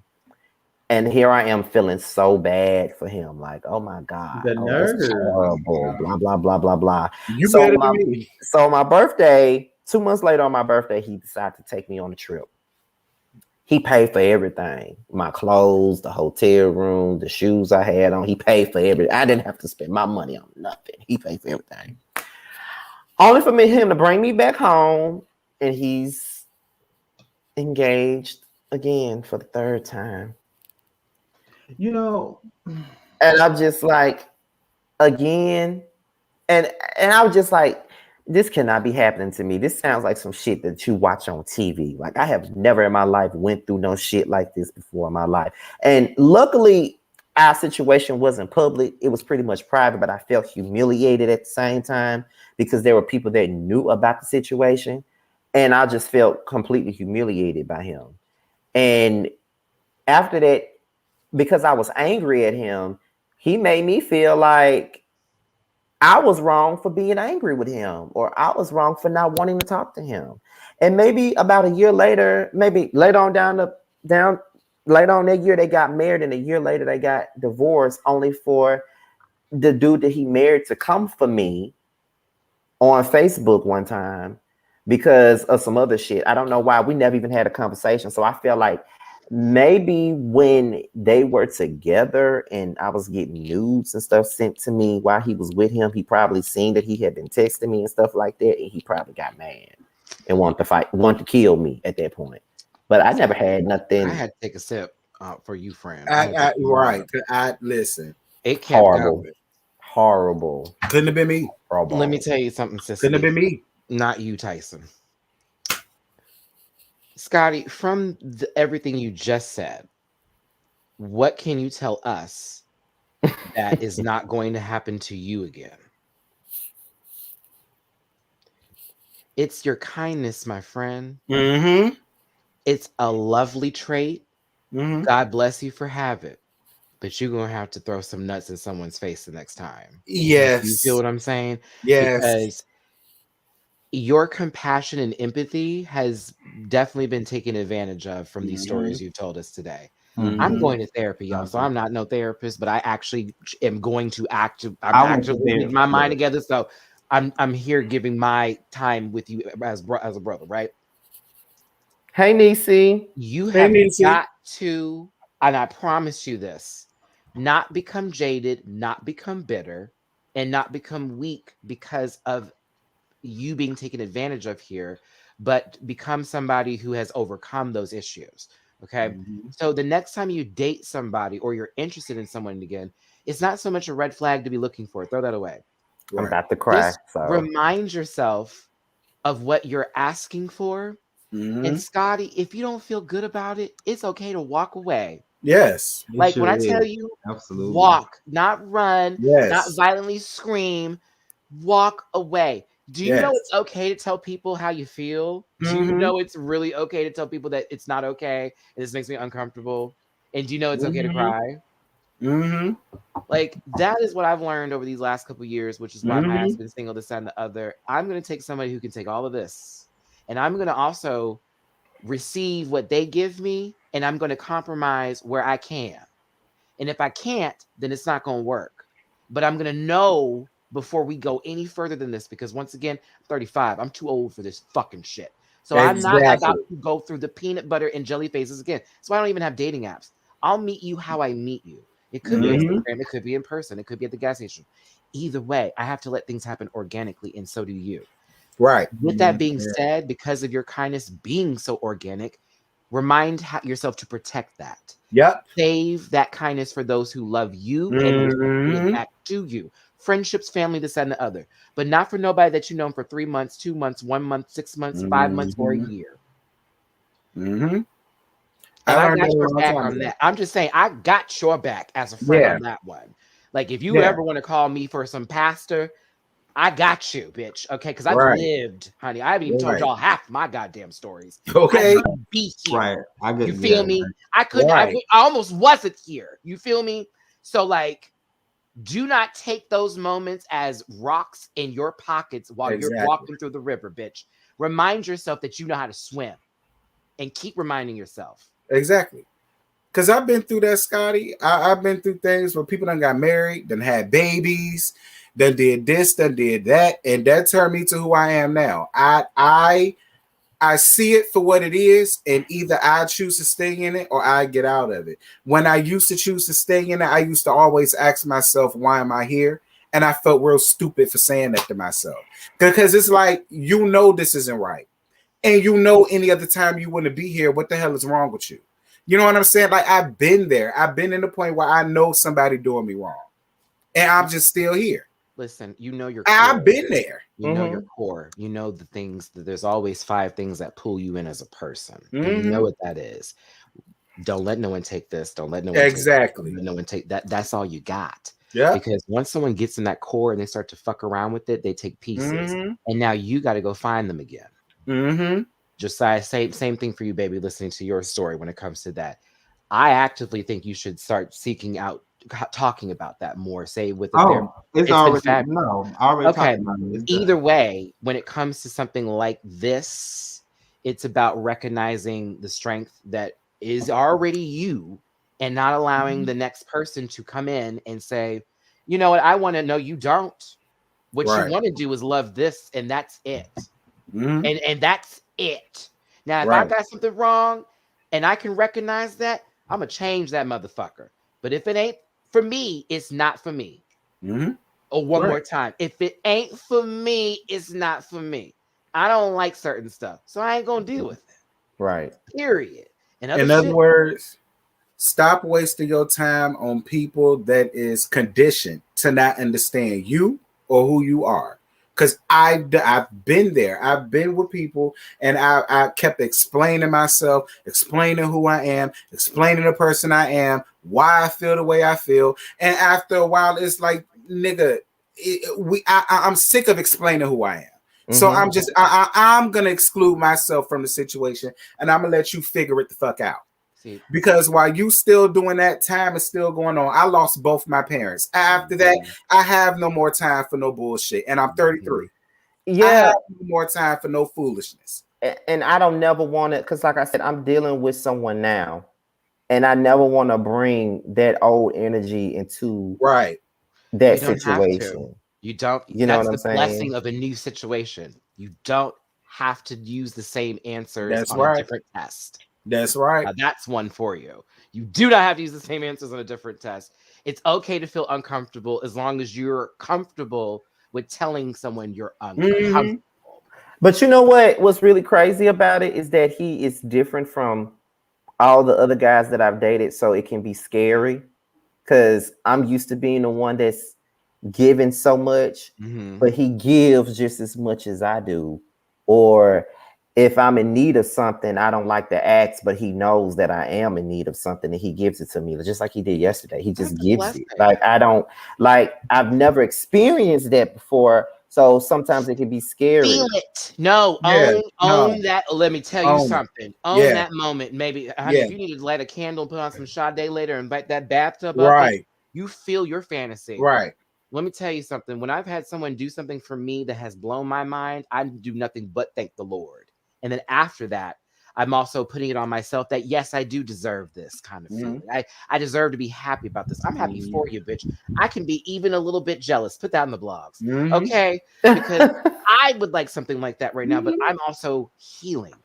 And I gotta take a little bit more time before I bring someone into this because I'm kooky. All right. Like you a little bit more sensitive than me, friend. I'm a nut job, but I'm a good nut job. You know what I'm saying? I'm that healthy crazy because if anybody ever fucks with us, I got it. Move out of the way. Move out the way. But with you, friend, I'm glad to hear that. And I want you just to take those moments and do not allow that space that was behind you to get in front of you again. Right.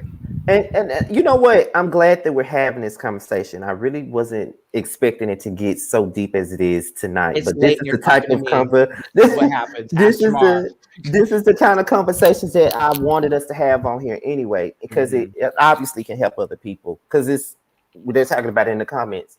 But it's just like and Terrence can honestly tell you this.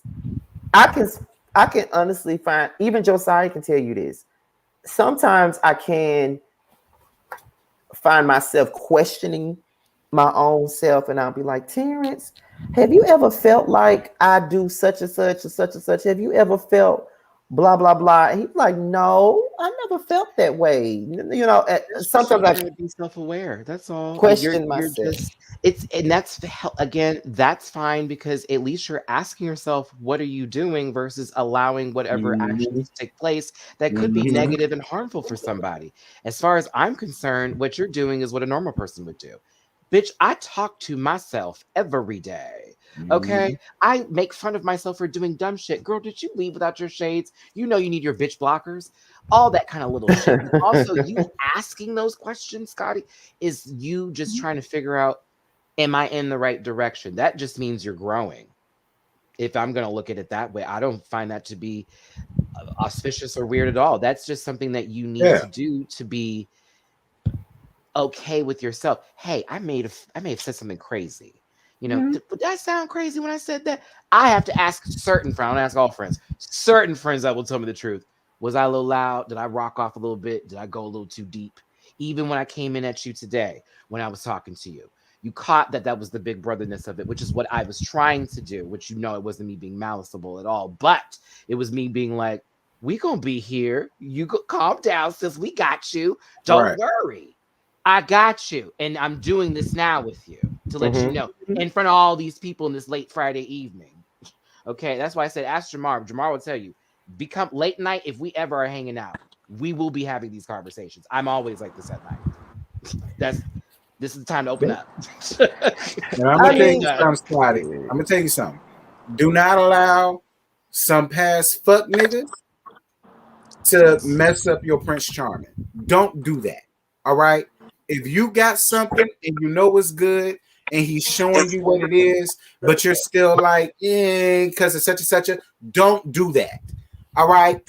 Tell Satan to get thee behind you because he don't want you to have nothing good. He wants you to be stuck in where the hell you at now.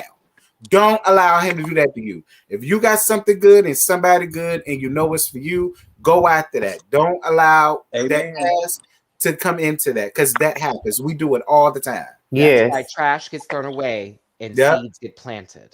Yep. Most definitely. That's true. Like I do feel like because after that relationship was over, I did go see a therapist.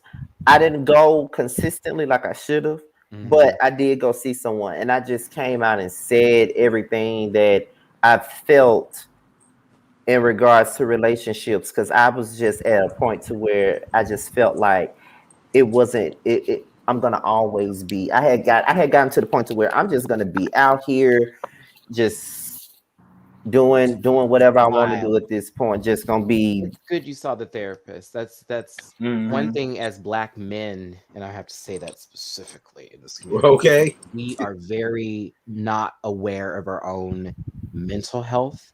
Yep. And that's one of the quickest ways a lot of us Black men end up losing our lives out here, or heart disease or anything else like that, not taking care of ourselves because we are the ones holding everything. So we gonna carry everything and all that kind of shit, all that bullshit mentality. You know, I'm seeing a therapist too, Scotty, because I'm tired of being sad sometimes. Not all the time, but again, I relish having a relationship. I love to be in love, and I haven't been able to be in love with anybody, even the last person I was with, as we talked about it, for a while, because I couldn't get fully here just yet. Like I had ideas of who I wanted to be and what I wanted to do and what I was going to put my life into, but I didn't have an idea or the full concrete solution for who Maddie is. And I was doing things for men. Like I had one guy who I dated who made me shave every day because he couldn't stand hair on my body. And so if he saw it, he wouldn't touch me. And I like went through like months of like crying in the mirror, like, why am I growing hair on my body? Da, da, da, da. Like it was a huge mess. That's like little shit compared to other motherfuckers who pulled knives on me and stuff, making me have sex with them because they mad I didn't want to have sex with them that night. Like that kind of shit, like crazy stuff. So I got to deal with some things. I got to let some shit go before I take somebody into my life, because I still am nervous sometimes talking to people. I have social anxiety when I try to flirt with folks. You know what I'm saying? And people wouldn't know that about me. I never would have known. I'm good at what I do. Yes, I never would have known with me and you getting to know each other like we have over the last couple of months. I never would have known that. I had a beautiful life and I had a traumatic life at the same time. I've had extreme highs and I've had severe lows. I have survived attempted suicides. I have gone through it. But but every time at the end of it all, like, you have to hear me on this one, it was me who picked my ass up. God and everything, absolutely, all that fine friends, so all that's great. That's all great. But I had to literally get up each time myself. You only have you. You really do. And at the end of the day. And it's crazy that you say you brought up attempted suicide, because last Thursday, if I would have went through with it, that would have been my 2-year anniversary of my death. Oh, that would have been my 2-year anniversary of my death. Okay, so I can understand from you specifically where you came from on that. I have those anniversaries too. I understand. It's something, it's hard to get over. It is something you do live with forever. The last time I talked to a therapist about it, it's like something that you always gonna have to tackle. But it's that light and that positivity, Scotty, that keeps us going. Why do you think I am Maddie motherfucking Rants puss period, bitch? I literally quit my job and put everything on the line. I had people calling me a scam artist, broke, all that kind of bullshit, not even knowing half the fucking shit I was going through in the background, where I was hustling every day. I moved to LA with nothing in my pocket, just what the Rant Pack could help me out with. Lost my car out there, bitch, and was still moving and was still hustling. And now I have multiple streams of income and I'm fucking doing just fine. And there's still more room to go. I still have more battles to conquer. I still have more kingdoms to come. Do you feel what I'm saying? So, like, it is about never giving up. It is literally about loving yourself. And it is about just giving yourself another chance, Scotty. And that's what I tell you, and all of you here that are listening, every day, just give yourself another chance. Mess ups, mistakes, everything. Nothing is as bad as you just letting go. You got to keep going, because you never know what the next day would be. I never thought I'd be on TV, bitch. 3 episodes of TMZ, ho. You know what I'm saying? Right. They hit me up this week too. I never thought that, but I also said I want this and I want to get that, and it may not be what I exactly want, but it's a start. It's a beginning. Bitch, you got 27,000 subscribers. Your channel's growing. Right. Growing. I need some of y'all come to my page. I need 20K before the end of the year. You feel what I'm saying? You feel me? Like, I'm not looking at you like, damn, Scotty got all this. And this is what me and Alexander Rogers talk about. I'm gonna give you all my personal conversation with him. I said, Maddie, you always celebrate me. I said, why not? I'm your friend. He said, exactly though. It's you get in here and you want to do all this work and you want to include people in your life and tell them you're blessed that this happens, and some people can't see that. But your friends can, those who love you do. And that's why me and Alex are always going to be cool, because I celebrate him and he celebrates me. I celebrate you, Scotty. I celebrate you, Terrence. I celebrate you, Josiah. I celebrate Jamarty for at the door right now. I celebrate my friends, regardless of what you see or not. And that's what's the most fucking important. celebrating each other and having your support group as well as you loving yourselves. It's connection and it always spreads. That's what's because see, it's your success that's gonna weed out the snakes in the grass. Because it's only when you get successful into where God wants you to be is when you're gonna realize who's really your friend and who really wants to see you be stuck in the same place where you're at. And never ever let anybody tell you not to be vulnerable. That's right. That is your keys. Yeah. That is to get you to your car and your house for life. Because that's you, bitch. That shit made you emotional. Yeah.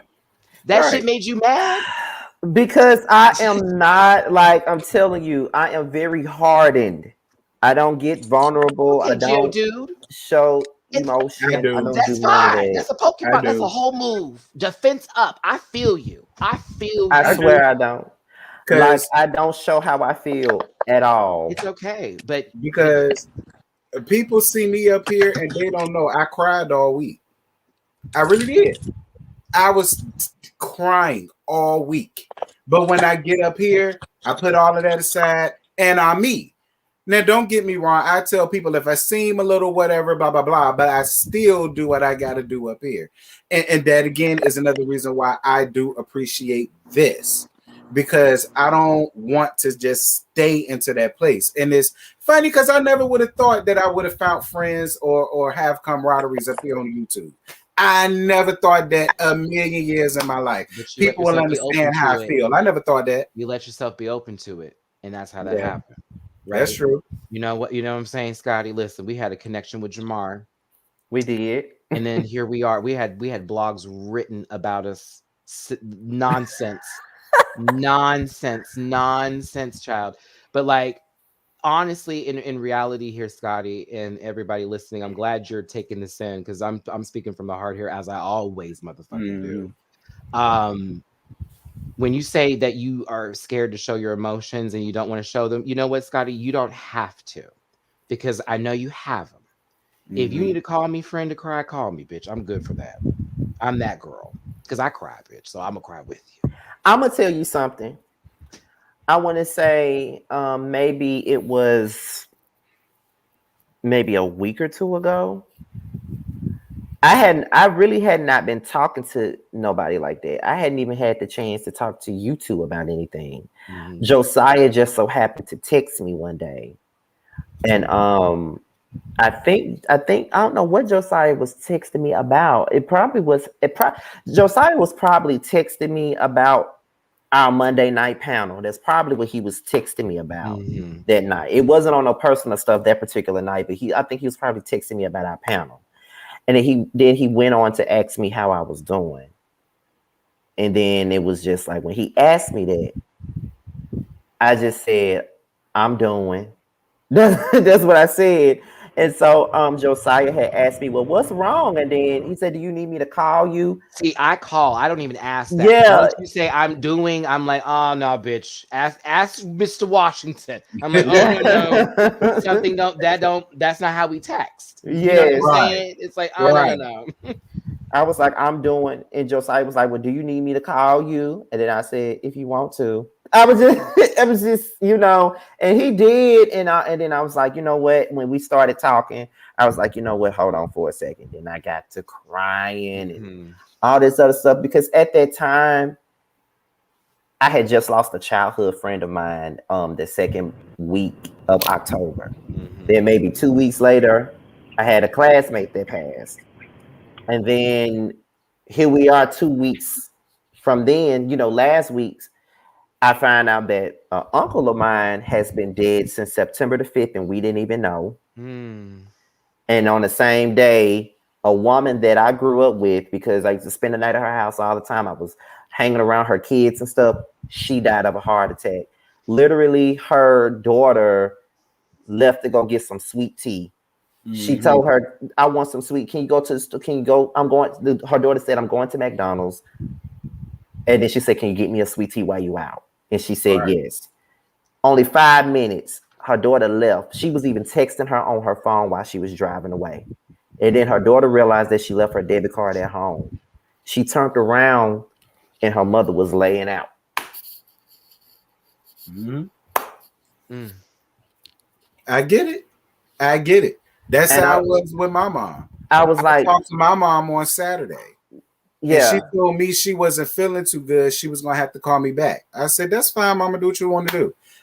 That Sunday, I said, you know what, I'm gonna let her rest. I'm gonna call her tomorrow.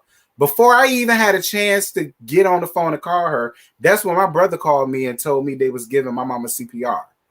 So I totally understand how she feels. Like it can happen just like that, and you don't know it. So I totally get her feelings. I totally get it. Yeah, it's just like 2021 has been like a blessing and a curse at the same time, because I've seen so many people pass this year. So many people have passed that I know, that I cared about. Is so many people that have passed, and I found myself in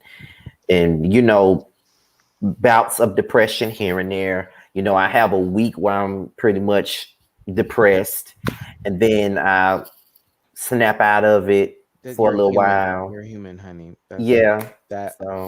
I mean, I'm over here crying because I almost wasn't here to have this conversation with you. And it's a reality check.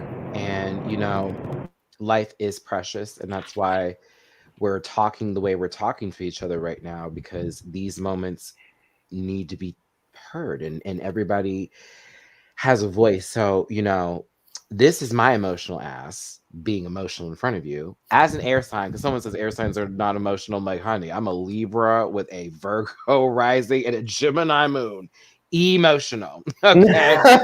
Like I am the song. But on a real note, Scotty, a lot of this came from the fact that I was raised in a household where they wouldn't let me have emotions, or I would be beaten because of it. And one day I let everything just go.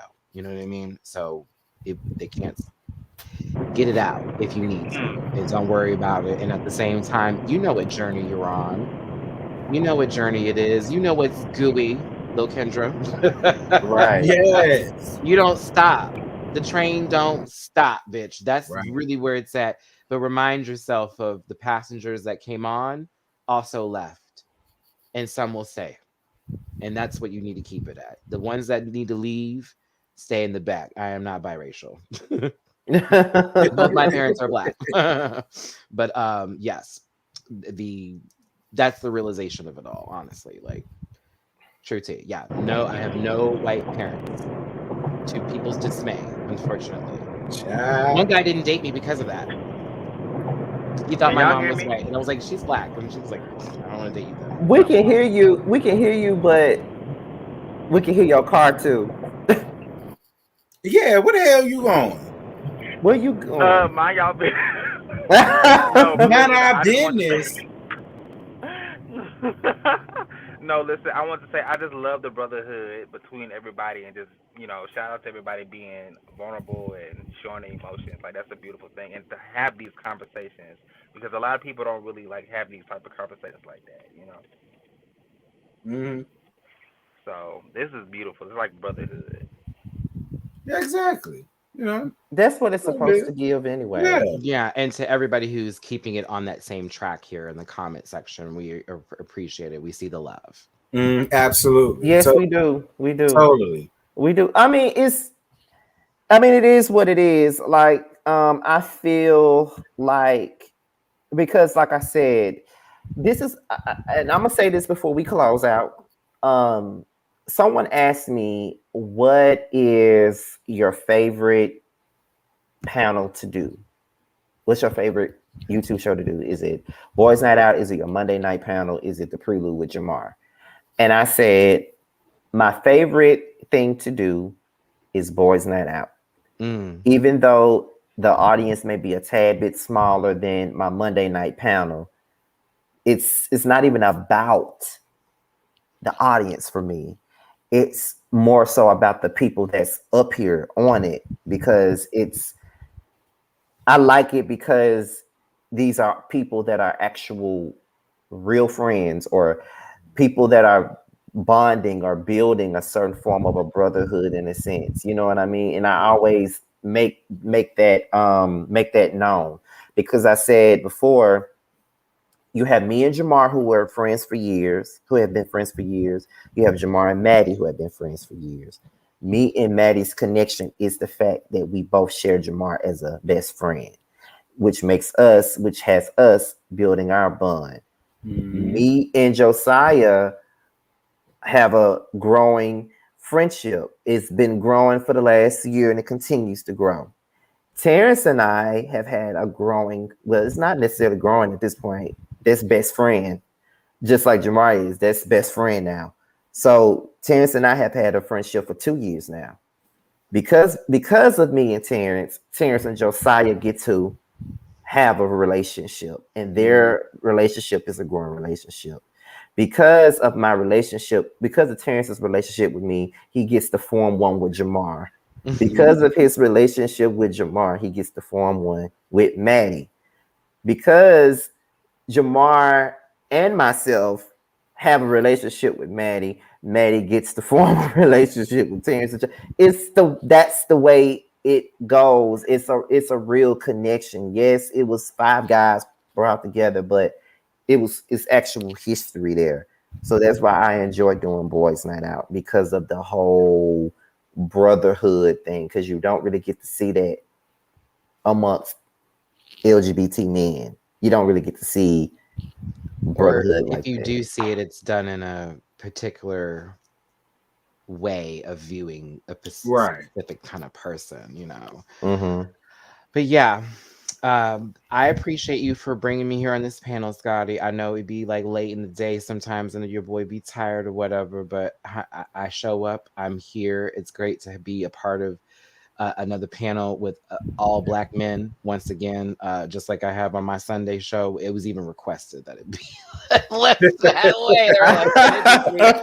Oh, y'all, because it just means something to see that, and I didn't realize that too when that happens. They're like all shades of Black men up on here speaking and being articulate and intelligent, and you know, I enjoyed this part of this, because again, I literally stopped everything I was doing to make this my life and career, and now that I've done that and are continuing to do that, I'm glad to share the platform and also be a part of everybody else's journeys too. So absolutely fun with Oh, well, Terrence, well, since he said what he had to say and I said what I had to say, how do you feel overall about doing Boys Night Out? What does Boys Night Out actually mean to you? I love Boys Night Out. This is fun for me. It's completely different from whether you like it or not panel. You know what I'm saying? And I do look forward to this like y'all do, because it's chill. We have fun. It's genuine. Not to say the other one isn't, but it's just, this is, you know, I feel it. I feel love. I be like this when I be up here with us. I be like, oh, this is so cute. I like this. And I feel like it can get, I feel like it could get far. I feel like it could get real far. And I'm down to go down this roller coaster with y'all. I'm here for it, period. Okay, and Josiah, I don't know what nightcap you have going on right now. Okay, period. But what are you? How do you feel about being a part of Boys Night Out, and what does it mean to your sneaky ass on 45 or 69 or 610 or I-10 or the Beltline? No, I'm on. Oh my God! Wait, the cop. Let me put my phone down. Okay, so I really love it. I really love Boys Night Out, and it's so much fun. Like, you know, it's just really a blessing to hear you guys' stories and us just kiki. It's always a vibe. Mm-hmm. So the freeway lights. Once you get off of this, are you gonna play Drake? I ain't mad at it though. Future. Okay. Look, Josiah, I ain't mad at it though. I saw your pick on Close Friends. I ain't mad at it. I get it. What? I saw it too. I saw it too, and I said, I see a print, Josiah. I see it. I was gonna put some hard asses this morning, but I said no, I ain't gonna do that. That's my little bro. I ain't gonna do that. The picture. I want to see. I said, I see your print, Josiah. Oh, I'm on your Close Friends. Oh, you're talking about Instagram. I thought it was a whole other app. No, it's on Instagram. Oh, you posted this recently? today. I don't be looking. Hold on, let me look at people's stuff. I said, "Oh, Josiah thirst trapping." Oh, okay, Josiah. I said, I see it. I wasn't even trying to. It's not available anymore. He must have took it down after I said something. You said so, so you ruined it for everybody. I ain't ruined shit. I ain't said nothing. I just clicked your face and it didn't come up, so we're not close friends. How about that? After we just had this deep conversation, he just said he gonna add you. Oh my god! I ain't mean to put Josiah on the spot, but I be bird watching. Well, this was family too. Don't worry about it. I'm gonna screenshot it and send it to you, Maddie. I was like, at least we know where he's going. You know what I'm saying? Like, I know I be texting that one friend of mine. Y'all making fun of me. We're not making fun of you, but text an address though. I'm over to my nigga house. I'm on my way to his house. I'm sure you are. Yeah, right. The picture showed it all. Oh, so you about to do.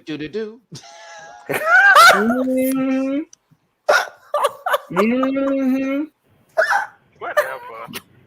He gonna say when I said Joe, I see your print Josiah. He gonna say, "No, you don't." Yes, I do. I can't. Yes, I do. I see it. Pooh. Me and Terrence told him the last time we was up here. Me and Terrence told him if we see a print, we're going to tell you that we see it.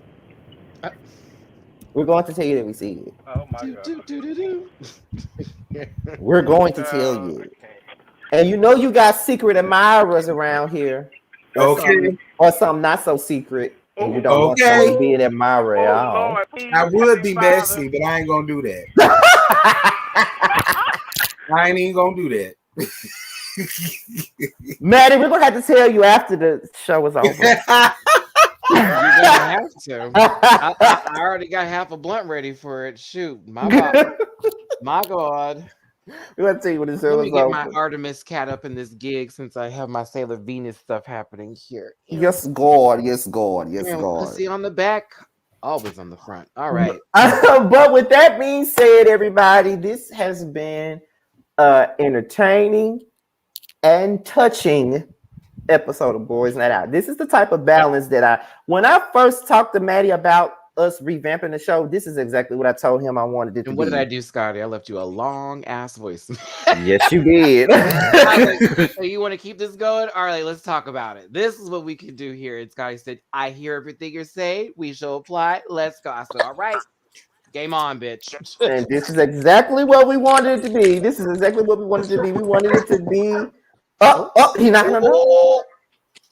Now you could have left by now. You could have said thanks for being here, y'all. I know your man ain't got you knocking on the door. Now this is Tiana Taylor. He's supposed to have the door already open. Okay, is he supposed to answer though? Okay, with his silk robe on, like hey, we got a house. This is a house, y'all. This ain't no apartment. There's a glass pane in the front. You understand? Someone's got a mortgage. I see you. Okay, or someone's got a mortgage. Okay, because he all ready for your boyfriend. I'm just all right, Josiah. It is great seeing you, friend. You can. I want details tomorrow. I mean, if you pop up one more time, we might as well have to make this a little clip show. Okay. Okay. But with that being said, y'all, the next show the five of us agree. Even Jamar, he was at the production meeting, even though his ass is at a concert right now. But we all agreed that the next show would be We agree that the next a show. Mm-hmm. We'll agree that the next show would be December the 3rd because the next show would have been on the 26th, but that's Black Friday. That's the day after Thanksgiving. Ain't nobody gonna be available. And ain't nobody gonna be trying to sit up here and watch no Boys Night Out on no Thanksgiving weekend. Like that ain't. We still gonna be eating leftovers inside the house. Okay. Late night rendezvous. But yes, the next show would be December the 3rd. Now before we go, what y'all got going on while we sitting up here being messy with Josiah? I wish Jamar was up here. He really would have been shady. A silent read. Why you got your door? You know, Jamar got to start with a little whoop. But by the way, no. Exactly. You already know it. It'd be dial tone real quick. Like, are we still on the phone? Oh, and he read me. Okay. Listen, I'm busy forever. How about that? Podcast Monday, Wednesdays, and Fridays on the Stereo app. We had a podcast today. Check it out. Fortune Ransom, Mimi Cherry. I'm partnered with the Airtime app on Tuesdays and Thursdays, Drag Race Everything on Tuesdays, and then, of course, Drag Race Trivia and Hot Topics on Thursdays. You can win money if you know Drag Race Trivia. So if you jump in on a Thursday, I can send you cash for you having information about a show that I watch forever. I'm reviewing 6 shows now, and I'm also reacting to about 2 to 3 of them. Ooh. So there is literally going to be a video every day. I am not playing with Vlogmas. Do you understand me? Okay, I am not playing. I see. Every day will be happening here. And if it's not, that means my ass is tired and I needed a break. That's what's going on. Oh, may catch me on TMZ again, as well as I'm working on a couple other projects I can't talk about. New music coming soon. New intro video coming soon. EP may be happening here. I'm talking to a producer as I speak. I have ideas. I want to be the gay Weird Al Yankovic. I ain't mad at it. Go ahead. You better do it. I just want to do dumb songs and make people laugh, but also throw their pussy back. So that's just what's going to happen. So I would like I am talented in many genres, and that's what we'll do. I see someone finally got to their boo. Whoa! And I rhymed. Go ahead, Terrence. Same old with me. Just look for the usuals. Love After Lockup will be tomorrow. Love and Marriage Huntsville Live will be tomorrow night. Them Potomac Hoes and them Salt Wives are gonna be tomorrow. The live is gonna be Monday. Oh, and Scotty conned me into hosting the Whether You Like It or Not panel. I didn't con you into doing shit. It's gonna be on my channel Monday night at 9:05. Make sure you there. Don't be late. But you ain't gonna say shit when you get that check for it. Damn sure when I said that when I got it last month. Exactly. Exactly. Okay. Exactly. Anyway. Thank you, Sakina. He was willing. Okay, and he gonna be willing to get. He would be willing to get that check when he get it on the 21st. The best of me. Exactly. You see what I'm saying? But however, in regards to me, the Whether You Like It or Not panel will be on Terrence's channel. I am no longer reviewing Queens. Y'all ain't watching that damn review no way, so I ain't reviewing it no more. Is anybody watching the show? I'm not watching it personally. No shade. I just like if I'm going to hear like Brandy do a low whisper and then see Eve be Eve and then Natari be not, and then some other random lady who looks like she wanted to be somebody on Modern Family but didn't get the job. I don't know. I'll watch it later. I'll give it a Hulu try. Yeah, it's all on Hulu now. I got a whole bunch of other shows I gotta watch that I'm like behind on. Because of the pandemic. I hope y'all are seeing now. They just dropped everything at the same time, and now we're all like, "This is a lot to care." It is for YouTube. We're like, "Thank you," but also right. Right. But the only shows right now that I'm really reviewing is the Housewives of Potomac, Love and Marriage, Huntsville. I mean, Jen got arrested, so you can pick up Salt Lake City for at least 3 episodes. Yeah, you could. Yeah, that's right. Girl, she literally avoided the feds. That shit was everything. Yeah, I was like, how did she just? Sharif's got like his stomach's got a really bad problem, and I gotta go. Yeah, it's really bad. Like he got food poisoning or something. Right. 5 minutes later. Do you want me to go with you? No. It's okay. I'll call you if you need surgery, bitch. Internal bleeding. It ain't no if. It's Heather who came out of nowhere to walk off the bus like a white woman with the privilege she had for the feds. What's going on, you guys? Hey, who's getting off the bus? Right. Oh, please. Right.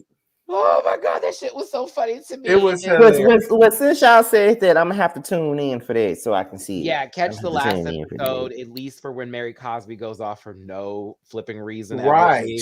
Mary is the weirdest black woman I've ever seen on television. The weirdest. Period.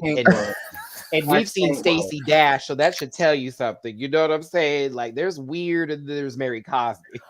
Okay. I reviewed Chasing Dallas on and off at this point.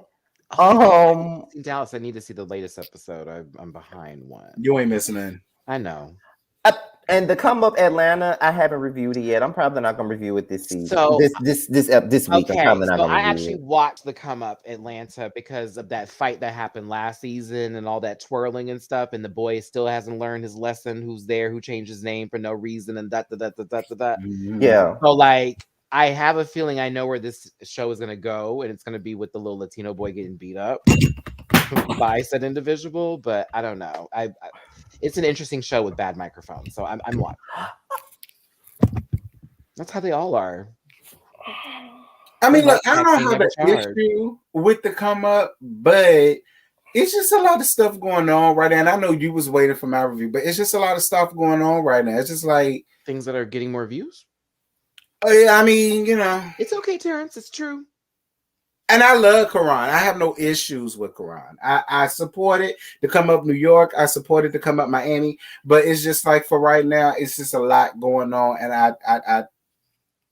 it might be a slow burn for that show because also a lot of other reality shows are on at the same time too. So it's like, they may have it may arc up a little bit once. I think that the Come Up is a good show. Like we just said, it's a good show. I enjoyed it, but I think that it gets lost in the shuffle because Chasing is out, and Chasing is it come on a Wednesday. Ooh, that's a bad day for me. Well, you saw what happened in the preview, right? With Miss Africa, Why the Latinx Guy. Did you see what happened in the preview? Girl, they're gonna wear that boy out. Like they literally show him going over the fence, right? Like them like tagging him while he's on the ground, like, and you know who's gonna do it. You know who's gonna do it. Like he literally tried to fight her right then and there. I was really confused at why he was talking to that boy that way at the table. Right, he didn't do nothing wrong to you. You are clearly intimidated, and this sounds broke. This sounds very budget. Like he said, it sounds broke. It sounds prepaid card. How you are responding to her. I'm serious. Like I don't like it because he didn't come in there on that I'm better than you shit. She just named her shit. You asked questions. You were very rude about it. I would never ask like, what do you do and all that kind of stuff. Like trying to challenge people. Girl, please just read the room. Read the room. But right, y'all are in an apartment building. Read the room. Oh, and I do kind of bothers me about Lee because if you already know that he takes shit from 0 to 20, why would you even be sitting there entertaining that shit when you know feeling damn well it was your man that sat there and did that shit? Thank you. That made no sense to me. I was like, what is happening here? Yeah. We may need to talk about the problem, but you feeding into the shit. I don't get it. We may need to talk about the Come Up on this show. We might. It may come up. Yeah, we might. It might come up, Scotty. It might come up. Yeah, it might come up because I didn't know. Because see, I didn't know Maddie was even watching it. I thought it was just me and Terrence. Stuff. I do, but like if I have time for it, like currently I'm behind one episode on One More Chance of Love, but I watched that thanks to your Zoo subscription because I would never. But like I'm watching it now, and then with the Come Up, I randomly found that through Chasing Atlanta series. G status takes way too long, so I'm like, whatever. I know some of the castmates on half of these shows, so it's also like, yeah, I'm gonna watch these people. But you know, with the Come Up, they look like babies, so that's why I watch them. And then Sky, yeah, they are younger than us, and that's why I like Sky. I miss him. I missed him on the Chasing series. He was actually cool. But the little boy with the puff, apparently, he's I don't know. It's an interesting show. Darion is a hater. It's sad to see. The boy looks miserable. I don't understand it. Why is your chain so small? Why is it a choker? Like I don't understand that. Like you don't have enough meat on you for that to be. And another thing that confuses me, if this nigga just got out of jail, why would you be caught on camera fighting somebody? I know you got to still be on papers. Yeah, you definitely have a parole officer. You didn't just walk out there and it was like just cheese, motherfucker. Like trust me, I dated somebody who had to go be on parole for over a year, and I took that motherfucker all the time to go get that. Please play me on some of the levels. If Anthony decided to pull a Candace, I mean, I can't defend you. That's all I'm saying. You know what? You know what? I ain't gonna argue with nobody with a choker. Not a grown man with a choker. No miss. No miss. No miss Bob. I'm not gonna argue with a gross lady with no choker, girl. Bitch with barely the diamonds in it. Who paid for that? I said, what kind of I got this at the mall shit is this? But all right, Cicely, you want to read the girls. I hope you got hands too. Okay. That's another thing. You ain't fought the right bitch. That's another thing. You fought Dion. Dion was sitting down with his hair in one little puff. Right. You gonna grab that and tag her and think you did something. Now see. Oh, but Dion pulling the Candace and he started to get on my nerves. I know you see that, Terrence. Oh. I'm hollering. I'm hollering. That's kind because Mickey Mouse has a franchise. Period. Well, with that being said, you guys, that was tonight's episode of Boys Night. Because I gotta tell y'all something after this is over, so don't leave just yet. Yeah, I don't need to drag the girl no more. She fine. But that was it tonight, y'all. We'll be back on December the 3rd or whatever, and we'll be giving y'all the same type of content that we did. This is probably my favorite episode, and I know we ain't even ended it yet, but I think it's my favorite one so far. Don't tell Jamar. Oh, yeah, he gonna feel some type of way because he wasn't here. It's uploaded now. We're in trouble. All right, everybody. Thank you guys, and we love you all. See y'all on December the 3rd. Peace out.